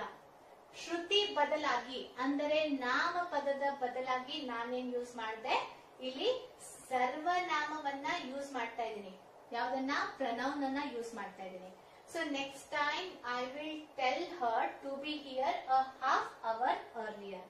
ಅಂದ್ರೆ ಇಲ್ಲಿ ನಾವು ಶ್ರುತಿಯನ್ನ ಅಂದ್ರೆ ನಾಮಪದದ ಬದಲಾಗಿ ಸರ್ವನಾಮವನ್ನ ಯೂಸ್ ಮಾಡಿದ್ವಿ. ಅಂದ್ರೆ next time I will tell Shruti ಅಂತ ಇಲ್ಲ, next time I will tell her ಅಂತ ಇದೆ. ಸೊ ನಾಮಪದದ ಬದಲಾಗಿ ಬಳಕೆ ಮಾಡುವಂತಹ ಪದಗಳನ್ನ ನಾವೇನಂತ ಕರಿತೀವಿ, ಸರ್ವನಾಮ ಅಂತ ಕರಿತೀವಿ. ಸರ್ವನಾಮ ಕೂಡ ಇದು ಜನ, ವಸ್ತು, ಪರಿಕಲ್ಪನೆ ಮತ್ತು ಸ್ಥಳಗಳನ್ನ ಪ್ರತಿನಿಧಿಸುತ್ತೆ. ಹೌದಾ, ಇಲ್ಲಿ ಕ್ಲಿಯರ್ ಇದೆ ಅಂತ ಅನ್ಕೋತೀನಿ. ನೆಕ್ಸ್ಟ್ ನೋಡೋಣ. ಸೊ ಪ್ರನೌನ್ ಇದೆಲ್ಲ, ಇದು ನಾಮಪದವನ್ನ ರೀಪ್ಲೇಸ್ ಮಾಡುತ್ತೆ. It is used when something R a person has been mentioned before. ಈಗ ಯಾವುದೇ ಒಂದು ಕಥೆಯ ಪ್ರಾರಂಭದಲ್ಲಿ ನಾವು ನಾಮಪದವನ್ನ ಉಲ್ಲೇಖ ಮಾಡ್ತೀವಿ. ರಾಮ, ಲಾರ್ಡ್ ರಾಮ, ಲಾರ್ಡ್ ರಾಮ ಅಂತ ಉಲ್ಲೇಖ ಮಾಡ್ತೀವಿ. ಪ್ರತಿ ಸಲ ರಾಮ ರಾಮ ರಾಮ ಅಂತ ನಾವು ಉಲ್ಲೇಖ ಮಾಡಲ್ಲ. ಸೊ ಅವರು, ಅವಳು, ಅವನು, ಇವನು, ಸೊ ಅವರು, ಸೊ ನೀನು, ಇದೆಲ್ಲ ಯಾವ ಕೆಟಗರಿಯಲ್ಲಿ ಬರುತ್ತೆ, ಸರ್ವನಾಮದ ಕೆಟಗರಿಯಲ್ಲಿ ಬರುತ್ತೆ. ನಾಮಪದದ ಬದಲಾಗಿ ಸರ್ವನಾಮವನ್ನ ಯೂಸ್ ಮಾಡಿದ್ವಿ. ಸೊ ಪ್ರನೌನ್ ಅಲ್ಲಿ ಇದೆಲ್ಲ ಸಬ್ಜೆಕ್ಟ್ ಪ್ರನೌನ್ ಅಂತ ಬರುತ್ತೆ, ಆಬ್ಜೆಕ್ಟ್ ಪ್ರನೌನ್, ಪೊಸೆಸಿವ್ ಅಡ್ಜೆಕ್ಟಿವ್ಸ್ ಮತ್ತೆ ಪೊಸೆಸಿವ್ ಪ್ರನೌನ್ಸ್ ಅಂತ ಬರುತ್ತೆ. ಇದೆಲ್ಲ ನಿಮ್ಗೆ ಮುಂದಿನ ಕ್ಲಾಸ್ ಗಳಲ್ಲಿ ಡೀಟೇಲ್ ಆಗಿ ಹೇಳ್ತೀನಿ. ಸದ್ಯಕ್ಕೆ ಪ್ರನೌನ್ ನಲ್ಲಿ ಯಾವ್ದ್ಯಾವ್ದು ಬರುತ್ತೆ ಅನ್ನೋದು, ಅಂದ್ರೆ ನಾಮಪದದ ಬದಲಾಗಿ ನಾವು ಯಾವ್ದ್ಯಾವ್ದನ್ನ ಬಳಕೆ ಮಾಡ್ತೀವಿ ಅನ್ನೋದನ್ನ ನೋಡ್ಕೊಳ್ಳೋಣ. ಸೊ ಐ, ನಾನು, ಯು, ನೀನು, ಹಿ, ಅವನು, ಶಿ, ಇವಳು, ಇಟ್, ಇದು, ವಿ, ನಾವು, ಯು, ನೀವು, ದೇ, ಅವರು. ಸೊ ಅದೇ ರೀತಿಯಾಗಿ ಮೀ, ನಾನು, ನೀವು, ಅವನು, ಅವಳು, ಅದು, ಅದು, ಅದು, ಇದು, ಅದೆಲ್ಲ ಬರುತ್ತೆ. ಅಸ್, ನಾವು, ನಾವೆಲ್ಲರೂ. ಸೊ ಯು, ನೀವು, ನೀವೆಲ್ಲರೂ. ದೆಮ್, ಸೊ ಅವರು. ಸೊ ಇದೆಲ್ಲ ನೋಡಿ, my, your, his, her, its, our, your, their, mine, yours, his, hers, its, ours, yours, theirs. So ಇದೆಲ್ಲ ನೋಡಿ ಸಬ್ಜೆಕ್ಟ್, ಆಬ್ಜೆಕ್ಟ್, ಪೊಸೆಸಿವ್ ಮತ್ತೆ ಪೊಸೆಸಿವ್ ಪ್ರನೌನ್ ಒಂದು ಸಂದರ್ಭದಲ್ಲಿ ಬೇರೆ ಬೇರೆ ರೀತಿಯಾಗಿ ಬಳಕೆ ಮಾಡುವಂತಹ ಸರ್ವನಾಮಗಳು ಆಗಿದೆ. ಸೊ ನೀವು ನೆನ್ಪಿಟ್ಕೋಬೇಕಾಗಿರೋದೇನು, ಸಿಂಪಲ್ ಆಗಿ ಒಬ್ಬ ವ್ಯಕ್ತಿಯ ಹೆಸರನ್ನ ಅಥವಾ ಒಂದು ಸ್ಥಳದ ಹೆಸರನ್ನ ಪದೇ ಪದೇ ಹೇಳುವ ಬದಲಾಗಿ ಒಂದು ಸಲ ಆ ಒಂದು ಜನ ಅಥವಾ ಸ್ಥಳದ ಹೆಸರನ್ನ ಹೇಳಿದ ನಂತರ ನೆಕ್ಸ್ಟ್ ಟೈಮ್ ಅದರ ಉಲ್ಲೇಖವನ್ನ ಮಾಡುವಾಗ ಪರ್ಯಾಯವಾಗಿ ಬಳಕೆ ಮಾಡುವಂತಹ ಪದಗಳನ್ನ ಸರ್ವನಾಮ ಅಂತ ಕರಿತೀವಿ. For example I, you, he, she, it, her, hers, ಆಮೇಲೆ ದೆಮ್, ಯು, ಇವೆಲ್ಲ ಇದೆಲ್ಲ ಸರ್ವನಾಮದ ಕೆಟಗರಿಯಲ್ಲಿ ಬರುತ್ತೆ. ಓಕೆ, ಸೊ ನೌನ್ ಮತ್ತೆ ಪ್ರನೌನ್ ಎರಡು ಅರ್ಥ ಆಯ್ತು ಅಂತ ಅನ್ಕೊಂಡು ವರ್ಬ್ ಅನ್ನ ನಾವಿವಾಗ ನೋಡೋಣ. ಸೊ ವರ್ಬ್ ಇದೆಯಲ್ಲ, ಇದನ್ನ ಬೇರೆ ಬೇರೆ ಪ್ರಾಮುಖ್ಯವನ್ನ ಹೊಂದಿರುವಂತಹ ಡಿಕ್ಷನರಿಗಳು ವರ್ಬ್ ಅಂದ್ರೆ ಏನು ಅನ್ನೋದನ್ನ ಉಲ್ಲೇಖ ಮಾಡಿದರೆ ಅದನ್ನ ನಾವು ನೋಡ್ಕೊಂಡು ಹೋಗೋಣ. Okay, the Oxford learners dictionary defines a verb as a word or a group of words that express an action such as eat, an event such as happen, or a state such as exist. So Oxford Learners Dictionary ಪ್ರಕಾರ verb ಅಂದ್ರೆ ಅಥವಾ ಕ್ರಿಯಾಪದ ಅಂದ್ರೆ ಏನು ಅಂತ ಹೆಂಗೆ ಹೇಳ್ತಾರೆ ಅಂದ್ರೆ, ಸೊ ಕ್ರಿಯಾಪದವನ್ನ ಅಂದ್ರೆ ಕ್ರಿಯೆಯನ್ನ ವ್ಯಕ್ತಪಡಿಸುವ ಪದ ಅಥವಾ ಪದಗಳ ಗುಂಪನ್ನ ನಾವೇನಂತ ಕರಿತೀವಿ? ಪದಗಳ ಗುಂಪು ಆಗಿರ್ಬೋದು, ಇವೆಂಟ್. ಓಕೆ, ಏನ್ ಸಂಭವಿಸ್ತಾ ಇದೆ, ಹೌದಾ? ಇವೆಂಟ್ ಅಂದ್ರೆ ಈಗ ಮ್ಯಾರೇಜ್ ಆಗಿರ್ಬೋದು, ಆನಿವರ್ಸರಿ ಆಗಿರ್ಬೋದು, ಏನ್ ನಡೀತಾ ಇದೆ, ಸದ್ಯಕ್ಕೆ ಏನ್ ನಡೀತಾ ಇದೆ ಅನ್ನೋದನ್ನ ಹೇಳುವಂತದ್ದು. ಸೊ ಇವಾಗಿನ ಸ್ಥಿತಿ, ಅಸ್ತಿತ್ವದಲ್ಲಿರುವ ಸ್ಥಿತಿಯನ್ನ ಹೇಳಲಿಕ್ಕೆ ನಾವು ಬಳಕೆ ಮಾಡುವಂತಹ ಪದಗಳನ್ನ ಕ್ರಿಯಾಪದ ಅಥವಾ ವರ್ಬ್ ಅಂತ ಕರಿತೀವಿ.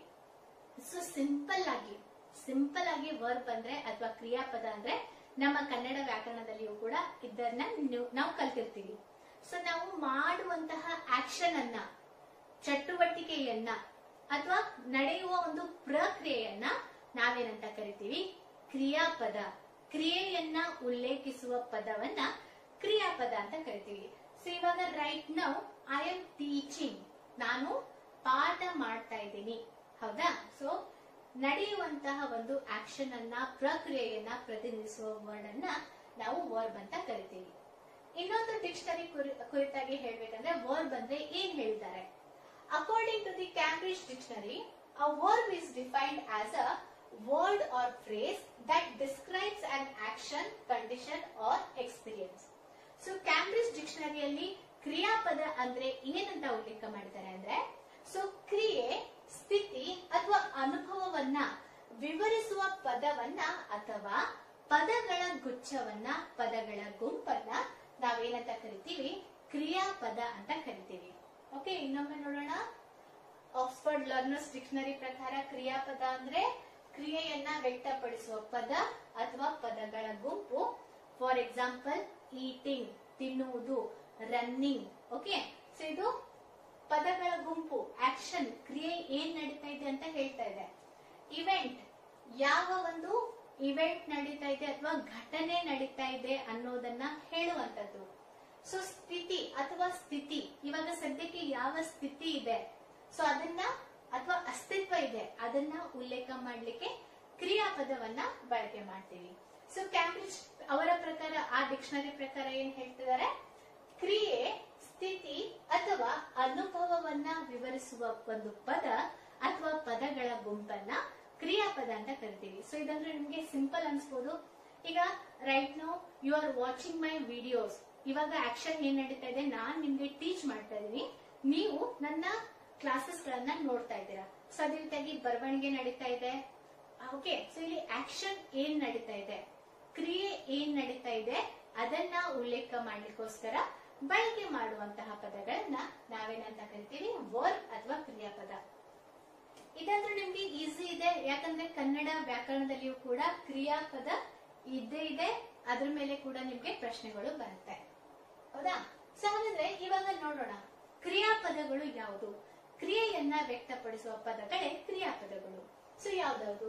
ರನ್, ಓಡೋದು, ವಾಕ್, ನಡೆಯೋದು, ಜಂಪ್, ಜಿಗಿಯೋದು, ಟಾಕ್, ಮಾತಾಡೋದು, ಸಿಂಗ್, ಹಾಡೋದು, ಸ್ಪೀಕ್, ಮಾತನಾಡುವುದು, ಈಟ್, ಊಟ ಮಾಡೋದು, ಡ್ರಿಂಕ್, ಕುಡಿಯೋದು, ಕ್ರೈ, ಸೊ ಅಳುವುದು, ಸ್ಕಿಪ್ ಅಂದ್ರೆ ಸ್ಕಿಪ್ ಅದಾಗತ್ತೆ, ಪುಲ್, ಸೊ ಇದನ್ನ ಎಳೆಯುವುದು, ಪುಷ್ ಅಂದ್ರೆ ಅದನ್ನ ಒತ್ತೋದು, ಫೆಚ್ ನಾವು ನೀರನ್ನ ಎತ್ಕೊಂಡು ಬರ್ತೀವಲ್ವಾ ಅದು, ಗಿವ್ ಅಂದ್ರೆ ಕೊಡುವುದು, ಮೇಕ್ ಮಾಡುವುದು, ಬೇಕ್ ಅಡಿಗೆಯನ್ನ ಬೇಯಿಸುವುದು, ಟ್ರೈ ಪ್ರಯತ್ನ ಪಡು, ಬ್ರಿಂಗ್ ತರುವುದು, ಟೀಚ್ ಪಾಠ ಮಾಡು, ಸ್ಟಡಿ ಓದುವುದು.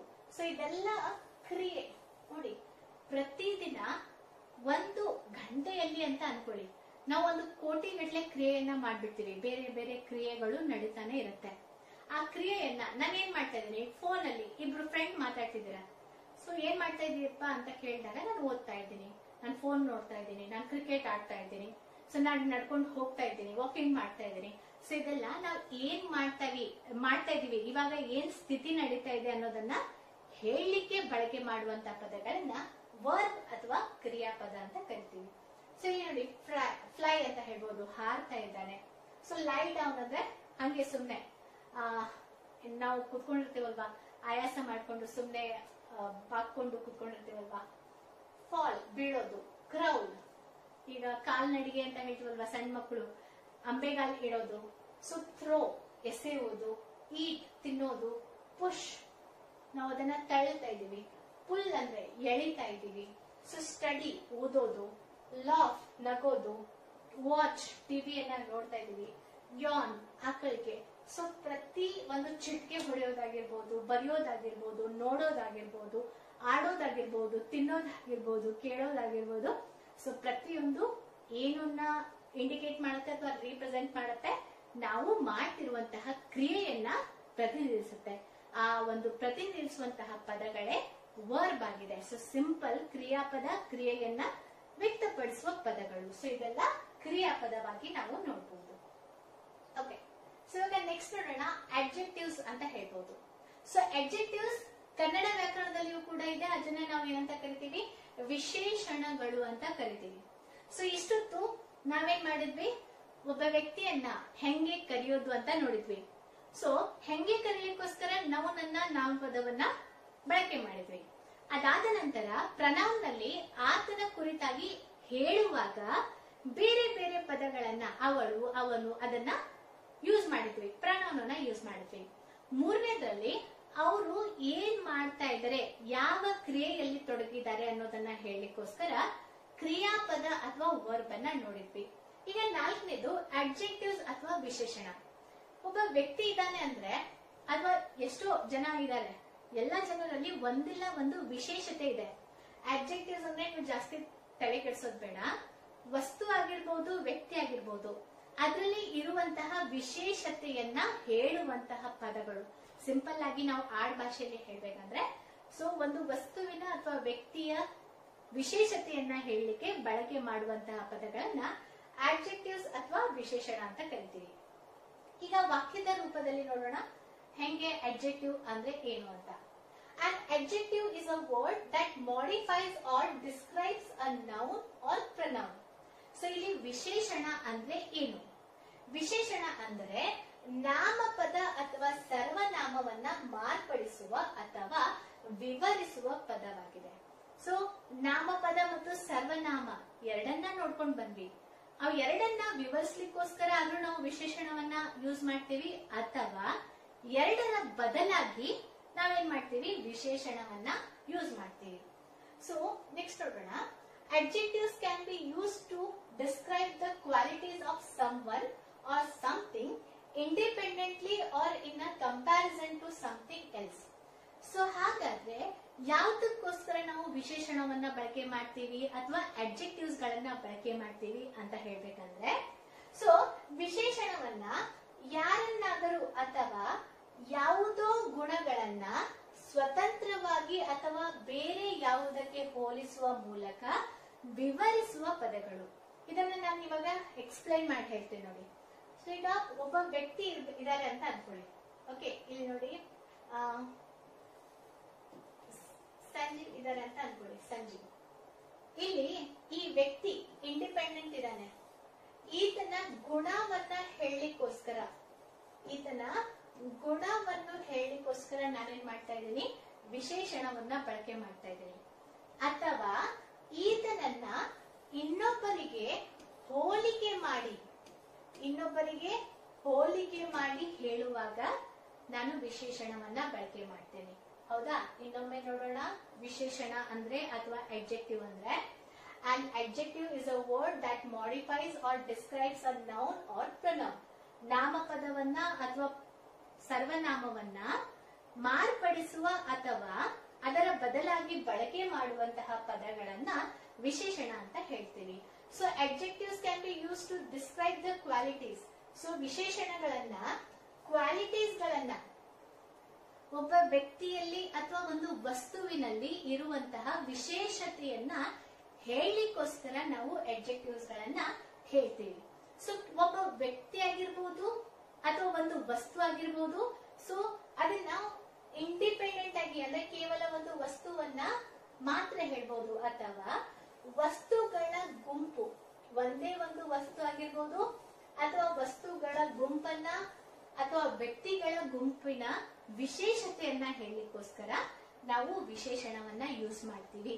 ಇದಷ್ಟೇ ಅಲ್ಲ, ಹೋಲಿಕೆ ಮಾಡಿ ಹೇಳುವಾಗ ಅಥವಾ ಕಂಪ್ಯಾರಿಸನ್ ಮಾಡುವಾಗ ಒಬ್ಬ ವ್ಯಕ್ತಿಯನ್ನ ಇನ್ನೊಬ್ಬನೊಂದಿಗೆ ಅಥವಾ ಒಂದು ವಸ್ತುವನ್ನ ಇನ್ನೊಂದು ವಸ್ತುವಿನೊಂದಿಗೆ ಹೋಲಿಕೆ ಮಾಡಿ ಅಥವಾ ಕಂಪೇರ್ ಮಾಡಿ ಹೇಳುವಾಗ ಅಡ್ಜೆಕ್ಟಿವ್ಸ್ ಗಳನ್ನ ಯೂಸ್ ಮಾಡ್ತೀವಿ. ಹಾಗಾದ್ರೆ ಕೆಲವೊಂದು ಉದಾಹರಣೆ ನೋಡೋಣ, ಅವಾಗ ನಮ್ಗೆ ಕ್ಲಿಯರ್ ಪಿಕ್ಚರ್ ಸಿಗತ್ತೆ. I like old houses. ನನಗೆ ಹಳೆಯ ಮನೆಗಳು ಇಷ್ಟ ಆಗುತ್ತೆ. ಇಲ್ಲಿ ವಿಶೇಷತೆ ಏನು? ಇಲ್ಲಿ ನಾನು ಐ ಲೈಕ್ ನನಗೆ ಇಷ್ಟ ಮನೆಗಳು. ಸೊ ಎಂತಹ ಮನೆಗಳು? ಈ ಮನೆಗೆ ಒಂದು ವಿಶೇಷತೆ ಇದೆ. ಆ ಒಂದು ವಿಶೇಷತೆ ಏನು? ಓಲ್ಡ್ ಅನ್ನೋದು ವಿಶೇಷತೆ. ಇಲ್ಲಿ ಅಡ್ಜೆಕ್ಟಿವ್ಸ್ ಯಾವುದು? ಓಲ್ಡ್ ಅನ್ನೋದು. ಆ ಮನೆ ವಿಶೇಷತೆ ಏನು? ಇದು ಹಳೆ ಮನೆ ಆಗಿರೋದ್ರಿಂದ ನನಗೆ ಹಳೆ ಮನೆಗಳು ಇಷ್ಟ ಆಗತ್ತೆ. ಹೌದಾ? ನೆಕ್ಸ್ಟ್ ನೋಡೋಣ. The boy is tall and skinny. ಇಲ್ಲಿ ಹುಡುಗನ್ ಕುರಿತಾಗಿ ನಾನು ಹೇಳ್ತಾ ಇದ್ದೀನಿ. ಆ ಹುಡುಗ ಹೆಂಗಿದ್ದಾನೆ ಅಂದ್ರೆ ಅವನು ಉದ್ದ ಇದ್ದಾನೆ ಮತ್ತೆ ತೆಳ್ಳಗಿದ್ದಾನೆ. ಟಾಲ್ ಅಂಡ್ ಸ್ಕಿನ್ನಿ, ಅವನು ಉದ್ದ ಇದ್ದಾನೆ ಮತ್ತು ತೆಳ್ಳಗಿದ್ದಾನೆ. ಸೊ ಇದು ವಿಶೇಷತೆ, ಆ ಹುಡುಗನ ವಿಶೇಷತೆ. ಒಬ್ಬ ಹುಡುಗನನ್ನ ಉಲ್ಲೇಖ ಮಾಡುವಾಗ ಆ ಹುಡುಗ ಹೆಂಗಿದ್ದಾನೆ ಅಂತ ಕೇಳಿದಾಗ ನಾನು ಆ ವ್ಯಕ್ತಿಯನ್ನ ಹೇಳಿಕೋಸ್ಕರ ಬಳಕೆ ಮಾಡುವಂತಹ ಆತನ ವಿಶೇಷತೆಯನ್ನ ಹೊಂದಿರುವಂತಹ ಪದಗಳನ್ನ ವಿಶೇಷಣ ಅಥವಾ ಅಡ್ಜೆಕ್ಟಿವ್ ಅಂತ ಕರಿತೀವಿ. The boy is tall and skinny ಅಂದ್ರೆ ಆ ಒಂದು ಸೆಂಟೆನ್ಸ್ ನಲ್ಲಿ ಅಥವಾ ಆ ಒಂದು ಹುಡುಗನಲ್ಲಿ ಇರುವಂತಹ ವಿಶೇಷಣ ಯಾವುದು? ಟಾಲ್ ಮತ್ತೆ ಸ್ಕಿನ್ನಿ ಅನ್ನೋದು. ಓಕೆ, ನೆಕ್ಸ್ಟ್ ನೋಡೋಣ. Jane is smarter than her brother. ಇಲ್ಲಿ ಇಂಡಿವಿಜುವಲ್ ಆಗಿ, ಹೌದಾ, ಇಲ್ಲಿ ಇಂಡಿವಿಜುವಲ್ ಆಗಿ ನಾವೇನ್ ಮಾಡಿದ್ವಿ? ಇಲ್ಲಿ ಮನೆಯ ವಿಶೇಷತೆಯನ್ನ, ಇಲ್ಲಿ ಹುಡುಗನ ವಿಶೇಷತೆಯನ್ನ ಹೇಳಿದ್ವಿ. ಇಲ್ಲಿ ನೋಡಿ, ಇಲ್ಲಿ ಒಬ್ಬ ಜೇನ್ ಅನ್ನ ಆತನ ಸಹೋದರನೊಂದಿಗೆ, ಜೇನ್ ಮತ್ತು ಆತನ ಸಹೋದರ, ಇಲ್ಲಿ ಇಬ್ಬರು ವ್ಯಕ್ತಿ ಇದ್ದಾರೆ. ಇಬ್ಬರ ನಡುವೆ ಹೋಲಿಕೆ ನಡೀತಾ ಇದೆ. ಸೊ ಜೇನ್ ಇದಾರಲ್ಲ, Jane is smarter than her brother. Jane ಅವಳು ಆಕೆಯ ಅಣ್ಣನಿಗಿಂತ ಸ್ಮಾರ್ಟ್ ಇದ್ದಾಳೆ ಅಥವಾ ಜಾಣಲಿದ್ದಾಳೆ ಅಂತ ಹೇಳಿಕೋಸ್ಕರ. ಹಾಗಾದ್ರೆ ಜೇನ್ ನ ವಿಶೇಷತೆ ಏನು? ಅವಳು ಸ್ಮಾರ್ಟರ್ ಇದ್ದಾಳೆ, ಸೊ ಬುದ್ಧಿಶಾಲಿ. ಸೊ ಜೇನ್ ಆಕೆಯ ಅಣ್ಣನಿಗಿಂತ ಅವಳು ಸ್ಮಾರ್ಟರ್ ಇದ್ದಾಳೆ, ಜಾಣ್ಮೆ ಜಾಸ್ತಿ ಇದೆ ಅಂತ. ಸೊ ಇಲ್ಲಿ ಇಂಡಿವಿಜುವಲ್ ಆಗಿ ನಾವು ವಿಶೇಷಣವನ್ನ ಹೇಳಿದ್ರೆ, ಇಲ್ಲಿ ಏನ್ ಮಾಡಿದ್ವಿ? ಎರಡು ವ್ಯಕ್ತಿಗಳ ನಡುವೆ ಹೋಲಿಕೆ ಮಾಡಿ ಅವರಲ್ಲಿರುವಂತಹ ಗುಣವನ್ನ ನಾವೇನ್ ಮಾಡಿದ್ವಿ? ಅವರಲ್ಲಿರುವಂತಹ ಗುಣದ ವಿಶೇಷತೆಯನ್ನ ಹೇಳೋ ಮೂಲಕ ಅಡ್ಜೆಕ್ಟಿವ್ಸ್ ಅನ್ನ ಯೂಸ್ ಮಾಡಿದ್ವಿ. ಓಕೆ, ಕ್ಲಿಯರ್ ಅಂತ ಅನ್ಕೋತೀನಿ ಅಡ್ಜೆಕ್ಟಿವ್ಸ್ ಅಂದ್ರೆ ಏನು ಅಂತ. ಈಗ ನೋಡೋಣ, ಅದಕ್ಕೆ ಕೆಲವೊಂದು ಎಕ್ಸಾಂಪಲ್ ನೋಡೋಣ. ಎಕ್ಸಾಂಪಲ್ ನೋಡಿದಾಗ ನಿಮ್ಗೆ ಈಸಿ ಆಗುತ್ತೆ ವಿಶೇಷಣ ಅಂದ್ರೆ ಏನು ಅಂತ. First sentence, the beautiful sun was setting in the sky. ಅಂದ್ರೆ ಸುಂದರವಾದ ಸೂರ್ಯ ಆಕಾಶದಲ್ಲಿ ಮುಳುಗುತ್ತಿದ್ದಾನೆ. ಹೌದಾ? ಮುಳುಗುತ್ತಿದ್ದಾನೆ ಅಂದ್ರೆ ಪ್ರತಿದಿನ ಉದಯಿಸ್ತಾನೆ, ಮುಳುಗ್ತಾನೆ. ಇದು ಸಾಮಾನ್ಯ ಚಟುವಟಿಕೆ ಆಯ್ತು. ಅದೇ ಇಲ್ಲಿ ವಿಶೇಷಣ ಏನು ಅಂದ್ರೆ ಬ್ಯೂಟಿಫುಲ್. ಇಲ್ಲಿ ಸುಂದರವಾದ ಸೂರ್ಯ, ಸುಂದರವಾದ ಸೂರ್ಯ ಆ ಒಂದು ಸೂರ್ಯನ ವಿಶೇಷಣ ಆಗಿದೆ. ಸೊ ಇಲ್ಲಿ ಬ್ಯೂಟಿಫುಲ್ ಅನ್ನೋದು ವಿಶೇಷಣ ಅಥವಾ adjectives. The new car is very fast. So ಈ ಹೊಸ ಕಾರು ತುಂಬಾ ವೇಗವಾಗಿದೆ. ಸೊ ಈ ಎಷ್ಟು ಕಾರ್ ಇದೆ, ಆದ್ರೆ ಈ ಕಾರ್ನ ಕ್ವಾಲಿಟಿ ಏನು, ವಿಶೇಷತೆ ಏನು? ಇದು ತುಂಬಾ ಫಾಸ್ಟ್ ಆಗಿದೆ. ಸೊ ಫಾಸ್ಟ್ ಅನ್ನೋದು ಅಡ್ಜೆಕ್ಟಿವ್. ನೆಕ್ಸ್ಟ್ ನೋಡೋಣ, he is very kind person. ಅವರು ತುಂಬಾ ಕರುಣಾಮಯಿ ವ್ಯಕ್ತಿ. ಪ್ರಪಂಚದಲ್ಲಿ ಎಷ್ಟೋ ಇದ್ದಾರೆ, ನಾವು ಉಲ್ಲೇಖ ಮಾಡುವಂತ ವ್ಯಕ್ತಿ, ಆತನಲ್ಲಿರುವಂತ ಒಂದು ಗುಣ ಏನಂದ್ರೆ ಆತ ಕೈಂಡ್ ಇದ್ದಾನೆ, ಅಂದ್ರೆ ಕರುಣಾಮಯಿ ಇದ್ದಾನೆ. ಸೊ ಆ ವ್ಯಕ್ತಿಯ ಗುಣ ವಿಶೇಷತೆ ಏನು? ಆತ ಕರುಣಾಮಯಿ. ನೆಕ್ಸ್ಟ್ ನೋಡೋಣ, this soup is very hot. ನಾವ್ ಇವಾಗ ಹೋಟೆಲ್ಗೆ ಹೋಗಿ ಸೂಪ್ ಅನ್ನ ಆರ್ಡರ್ ಮಾಡಿದ್ವಿ. ಸೊ ಕುಡಿತಾ ಇಲ್ಲ, ಯಾಕೆ ಅಂತ ಕೇಳಿದ್ರೆ ಈ ಸೂಪ್ ಇದೆಲ್ಲ ಹಾಟ್, ಬಿಸಿ ಆಗಿದೆ. ಸೊ ಆ ಒಂದು ಸೂಪ್ ನ ವಿಶೇಷತೆ ಏನು? ಅದು ಬಿಸಿ ಆಗಿರೋದು. ಹೌದಾ? ಸೊ ಇಲ್ಲಿ ವಿಶೇಷಣವನ್ನ ಡಿಸ್ಕಸ್ ಮಾಡ್ತಾ ಇದೀವಿ.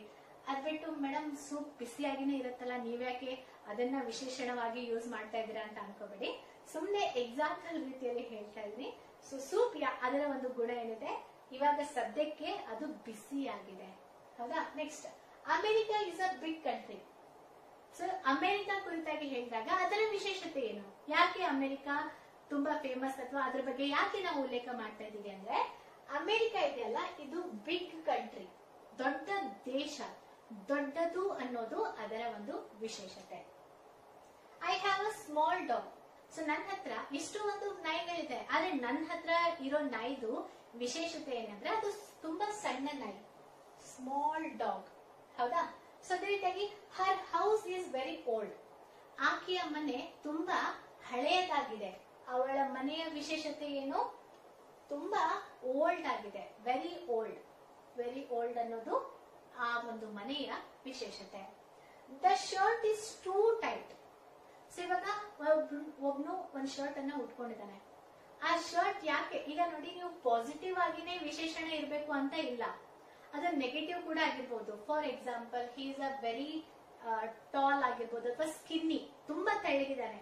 ಸೊ ಇದನ್ನ ಒಬ್ಬೊಬ್ರು ಕಾಂಪ್ಲಿಮೆಂಟ್ ಆಗಿ ತಗೋಬಹುದು, ಇನ್ನೊಬ್ರು ಏನನ್ಬೋದು, ಇವ್ರು ಇಷ್ಟು ತೆಳ್ಳಗಿರ್ತಾರ ಯಾರಾದ್ರೂ ಅಂತ ಹೇಳ್ತಾರಲ್ಲ.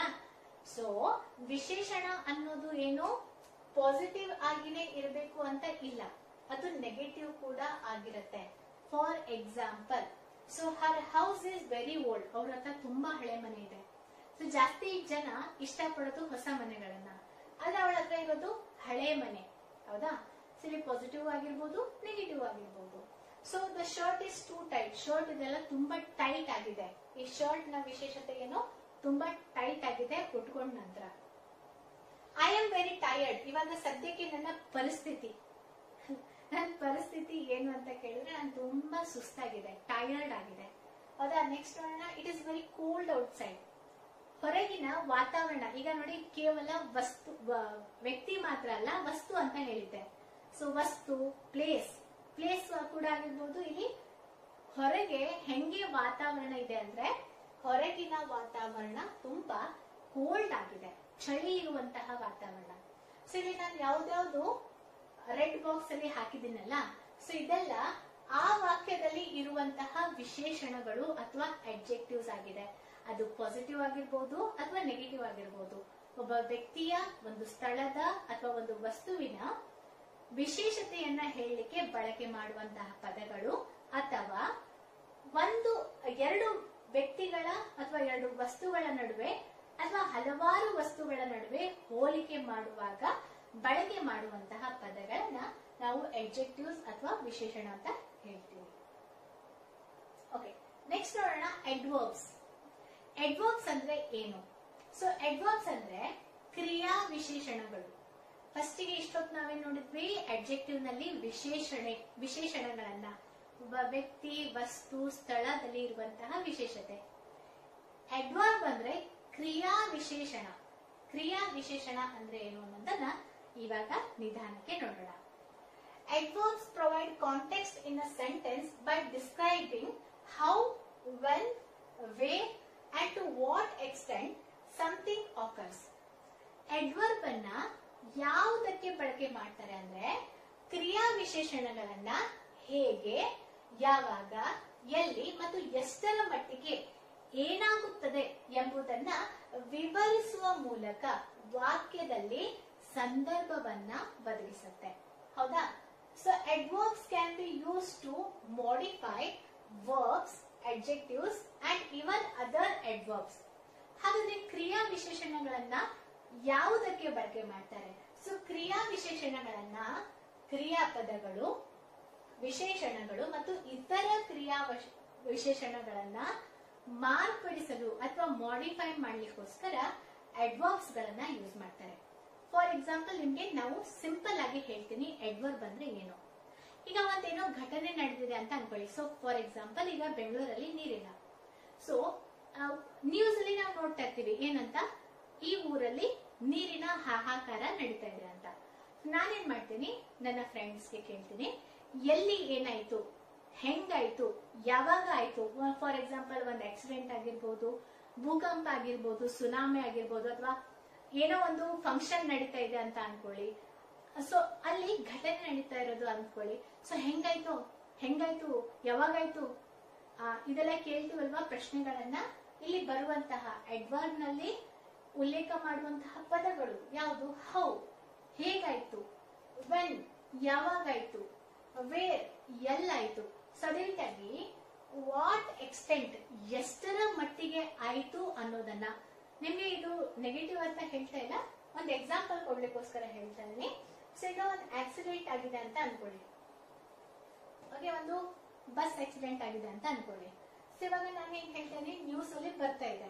ನ್ಯೂಸ್ ಅಲ್ಲಿ ಬರುವಾಗ ಈ ಆಕ್ಸಿಡೆಂಟ್ ಹೆಂಗಾಯ್ತು, ಹೌ ದ ಆಕ್ಸಿಡೆಂಟ್ ಆಕರ್ಸ್, ಹೌದಾ?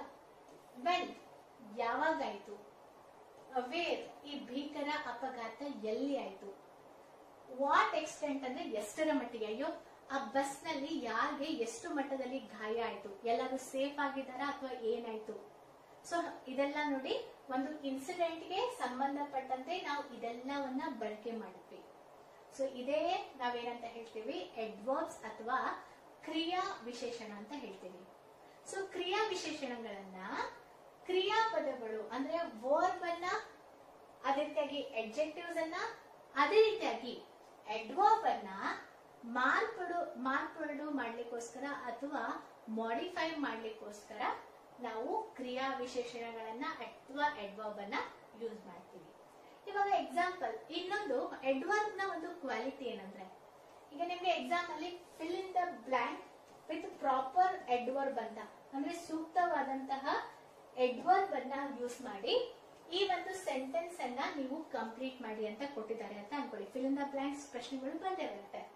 ಸೊ ಅಡ್ವರ್ಬ್ ಅನ್ನ ಬಹಳ ಬಾರಿ ನಾವು ಈಸಿಯಾಗಿ ಐಡೆಂಟಿಫೈ ಮಾಡಬಹುದು, ಆದ್ರೆ ಪ್ರತಿ ಬಾರಿ ಅಂತ ಅಲ್ಲ. ಆದ್ರೆ ಕೆಲವೊಂದು ಸಂದರ್ಭದಲ್ಲಿ ಅಡ್ವರ್ಬ್ ಯಾವುದು, 4 ಆಪ್ಷನ್ ನಲ್ಲಿ ಕ್ರಿಯಾ ವಿಶೇಷಣ ಯಾವುದು ಅಂತ ಹೆಂಗೆ ಐಡೆಂಟಿಫೈ ಮಾಡಬಹುದು ಅಂದ್ರೆ, ಅಲ್ಲಿ ಇರುವಂತಹ ಪದ, ಆ ಪದ ಅಡ್ವರ್ಬ್ ಇದೆಯಲ್ಲ ಅದು LY ನಿಂದ ಮುಗಿದ್ರೆ, LY ನಿಂದ ಎಂಡ್ ಆದ್ರೆ ಸೊ ಅದು ಎಂತಹ ಪದ ಆಗಿದೆ, ಅಡ್ವರ್ಬ್ ಪದ ಆಗಿದೆ. ಆದ್ರೆ ಎಲ್ಲಾ ಸಂದರ್ಭದಲ್ಲಿ ಅಂತ ಹೇಳಲಿಕ್ಕಾಗಲ್ಲ, ಕೆಲವು ಸಂದರ್ಭದಲ್ಲಿ. ಫಾರ್ ಎಕ್ಸಾಂಪಲ್ ಇಲ್ಲಿ ನೋಡಿ, ರಿಯಲಿ ಯಾವುದರ ಮೂಲಕ ಎಂಡ್ ಆಗಿದೆ, LY ಮೂಲಕ ಎಂಡ್ ಆಗಿದೆ. ಸೊ ಅದೇ ರೀತಿಯಾಗಿ ಬ್ಯಾಡ್ಲಿ ಈ ಪದ ಯಾವ ಒಂದು ಇದ್ರ ಮೂಲಕ ಎಂಡ್ ಆಗಿದೆ, LY ಮೂಲಕ ಎಂಡ್ ಆಗಿದೆ. ಸೊ ರೇರ್ಲಿ, ಸೊ ಇಲ್ಲಿ ನೋಡಿ ರೇರ್ಲಿ ಅನ್ನೋದು LY ಮೂಲಕ ಎಂಡ್ ಆಗಿದೆ. ಸೊ ಇವುಗಳು ಅಡ್ವರ್ಬ್ ಈಸಿಯಾಗಿ ಇದೆ ಅಂತ ಹೇಳಲಿಕ್ಕೆ LY ನಿಂದ ಮುಕ್ತಾಯ ಅಥವಾ ಎಂಡ್ ಆದ್ರೆ ಆ ಪದ ಅದು ಅಡ್ವರ್ಬ್ ಆಗಿರುತ್ತೆ. ಆದ್ರೆ ಎಲ್ಲಾ ಟೈಮ್ ಅಲ್ಲಿ ಅಲ್ಲ. ಸೊ ಅದಷ್ಟೇ ಅಲ್ಲ, very, well, today, yesterday, every day, sometimes, often ಇವು ಕೂಡ ಅಡ್ವರ್ಬ್ ನ ಉದಾಹರಣೆ ಆಗಿದೆ, ಹೌದಾ? ಸೊ ಗೊತ್ತಾಯ್ತಲ್ಲ, ಅಡ್ವರ್ಬ್ ಅಂದ್ರೆ ಬೇರೆ ಏನೂ ಇಲ್ಲ, ಎಲ್ಲಿ, ಹೇಗೆ, ಯಾವಾಗ, ಎಷ್ಟರ ಮಟ್ಟಿಗೆ ಆಯ್ತು ಅಂತ ಹೇಳಲಿಕ್ಕೆ ಬಳಕೆ ಮಾಡುವಂತಹ ಪದಗಳಾಗಿದೆ. ಸೊ ಇವುಗಳು ಕ್ರಿಯಾಪದ, ವಿಶೇಷಣ, ಅದೇ ರೀತಿಯಾಗಿ ಕ್ರಿಯಾ ವಿಶೇಷಣವನ್ನ ಮಾಡಿಫೈ ಮಾಡಲಿಕ್ಕೆ ಅಥವಾ ಮಾರ್ಪಡಿಸಲು ಬಳಕೆಯಾಗುವಂತಹ ಪದಗಳು. ಓಕೆ, ಸೊ ಹಾಗಾದ್ರೆ ಕೆಲವೊಂದು ಎಕ್ಸಾಂಪಲ್ ಗಳನ್ನ ನೋಡೋಣ. ನಾನು ಹೇಳಿದ್ನಲ್ಲ, ಕ್ರಿಯಾ ವಿಶೇಷಣ ಅಥವಾ ಅಡ್ವರ್ಬ್ ಇವುಗಳ ಮೇಲೆ ನಿರ್ಧಾರಿತ ಆಗುತ್ತೆ. ಸೊ ಯಾವುದರ ಮೇಲೆ ನಿರ್ಧಾರಿತ ಆಗುತ್ತೆ? ವೇರ್ ಎಲ್ಲಿ, ಹೌ ಹೇಗೆ, ವೆನ್ ಯಾವಾಗ, ಹೌ ಆಫನ್ ಯಾವಾಗ ಎಷ್ಟು ದಿನಕ್ಕೊಮ್ಮೆ ಅಥವಾ ಮೇಲಿಂದ ಮೇಲೆ ಹೀಗೆಲ್ಲ ಹೇಳ್ತೀವಲ್ವಾ. So how often, so how much ಎಷ್ಟು ಗಾತ್ರ, ಸೊ ಎಷ್ಟು ಗಾತ್ರ ಅಂತ ಹೇಳುವಾಗ ಅಥವಾ ಎಷ್ಟರ ಮಟ್ಟಿಗೆ ಅಂತ ಹೇಳುವಾಗ ಇವುಗಳನ್ನ ಯೂಸ್ ಮಾಡ್ತೀವಿ.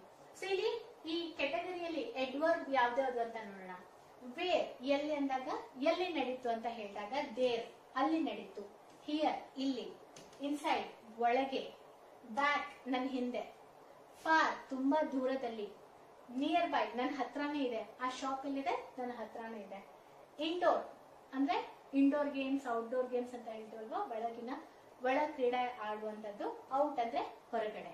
ಸೊ ಇಲ್ಲಿ ಎಲ್ಲಿ ನಡೆದಿದೆ ಪ್ಲೇಸ್ ಅನ್ನ ಉಲ್ಲೇಖ ಮಾಡ್ತಾ ಇದ್ದೀವಿ ಈ ಒಂದು ಪದಗಳನ್ನ ಬಳಕೆ ಮಾಡೋ ಮೂಲಕ.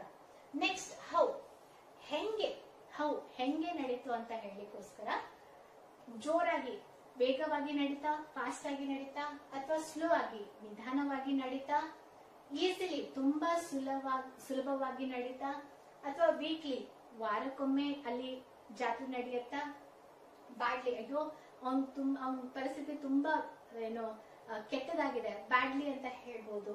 ವೆಲ್, ಓಕೆ, ಸೊ ಫಾಸ್ಟ್ ವೇಗ, ಕ್ವೈಟ್ಲಿ ಶಾಂತವಾಗಿ ನಡೀತು ಅಂತ. ಸೊ ವೆನ್ ಯಾವಾಗ ನಡೀತು, ಇವತ್ ನಡೀತಾ ಅಥವಾ ಸ್ವಲ್ಪ ದಿನದಲ್ಲಿ, ಈಗ ಫಿಲ್ಮ್ ಹೇಳ್ತೀವಲ್ವಾ ಯಾವಾಗ ಬರುತ್ತೆ, ಸೊ ಕಮಿಂಗ್ ಸೂನ್ ಸ್ವಲ್ಪ ದಿನದಲ್ಲಿನೇ ಬರುತ್ತೆ. ಲೇಟರ್ ಆಮೇಲೆ, ನೌ ಈಗ ಸದ್ಯಕ್ಕೆ, ಟುನೈಟ್ ಇವತ್ತು ರಾತ್ರಿ, ಎಟ್ ಇನ್ನೂ ಆಗಿಲ್ಲ, ದೆನ್ ಆಮೇಲೆ, ಅರ್ಲಿ ತುಂಬಾ ಬೇಗ. ಸೊ ಆ ಒಂದು ಘಟನೆ ಅಥವಾ ಆ ಒಂದು ಚಟುವಟಿಕೆ ಯಾವಾಗ ನಡೆಯುತ್ತೆ, ಆ ಕ್ರಿಯೆ ಯಾವಾಗ ನಡೆಯುತ್ತೆ ಅನ್ನೋದನ್ನ ನಾವು ಬೇರೆ ಬೇರೆ ರೀತಿಯಾದಂತಹ ಅಡ್ವರ್ಬ್ ಗಳನ್ನ ಯೂಸ್ ಮಾಡಿ ಹೇಳ್ಬಹುದು. ಸೊ ಹಾಗಾದ್ರೆ ಯಾವಾಗ ಆಗತ್ತೆ, ಸೊ ಯಾವಾಗ ಆಗತ್ತೆ ಅಂತ ಹೇಳಲಿಕ್ಕೋಸ್ಕರ ಆಲ್ವೇಸ್ ಯಾವಾಗ್ಲೂ ಆಗತ್ತೆ, ಪ್ರತಿದಿನ ಅಥವಾ ಆಫನ್ ಮೇಲಿಂದ ಮೇಲೆ ನಡೀತಾ ಇರುತ್ತೆ, ಒನ್ಸ್ ಯಾವಾಗ್ಲೂ ಒಮ್ಮೆ, ಯೂಶುವಲಿ ಸಾಮಾನ್ಯವಾಗಿ ನಡೀತಾನೆ ಇರುತ್ತೆ, ಇಯರ್ಲಿ ವರ್ಷಕ್ಕೊಮ್ಮೆ, ಸೊ ಸೆಲ್ಡಮ್ ಮೇಲಿಂದ ಮೇಲೆ, ರೇರ್ಲಿ ತುಂಬಾ ವಿರಳ. ಸೊ ಇದೆಲ್ಲ ಯಾವಾಗ ಆಗತ್ತೆ ಅನ್ನೋದು, ಕ್ರಿಯೆ ಯಾವಾಗ ನಡೆಯುತ್ತೆ ಅನ್ನೋದಕ್ಕೆ ಬಳಕೆ ಮಾಡುವಂತಹ ಅಡ್ವರ್ಬ್. ಸೊ ಇಲ್ಲಿ ಹೌ ಮಚ್ ಎಷ್ಟು ಗಾತ್ರ, ಎಷ್ಟರ ಮಟ್ಟಿಗೆ ಆಯ್ತು ಅಂತ ಹೇಳಲಿಕ್ಕೆ ಫೇರ್ಲಿ ಪರವಾಗಿಲ್ಲ ನಡೀತು, ಕ್ವೈಟ್ ಶಾಂತವಾಗಿ, ವೆರಿ ಓಕೆ, ರಾದರ್ ಆಲ್ಮೋಸ್ಟ್ ಆಗಿದೆ ಇಲ್ಲ, ಜಸ್ಟ್ ಆಗಿದೆ, ಸೊ ಟು ತುಂಬಾನೇ ಆಗಿದೆ, ಡೀಪ್ಲಿ ತುಂಬಾ ಆಳವಾಗಿ ಆಗಿದೆ. ಸೊ ಇಲ್ಲಿ ನಾವು ನೋಡ್ಬೋದು ಎಲ್ಲಿ ಆಯ್ತು, ಹೇಗೆ ಆಯ್ತು, ಯಾವಾಗ ಆಯ್ತು, ಯಾವಾಗ ಆಯ್ತು ಮತ್ತೆ ಎಷ್ಟು, ಅಂದ್ರೆ ಮೇಲಿಂದ ಮೇಲಿನ ಅಥವಾ ಬಹಳ ವಿರಳನ, ಹೆಂಗಾಗತ್ತೆ ಅಂತ, ಹೌ ಆಫನ್, ಹೌ ಮಚ್ ಎಷ್ಟರ ಮಟ್ಟಿಗೆ ಆಯ್ತು.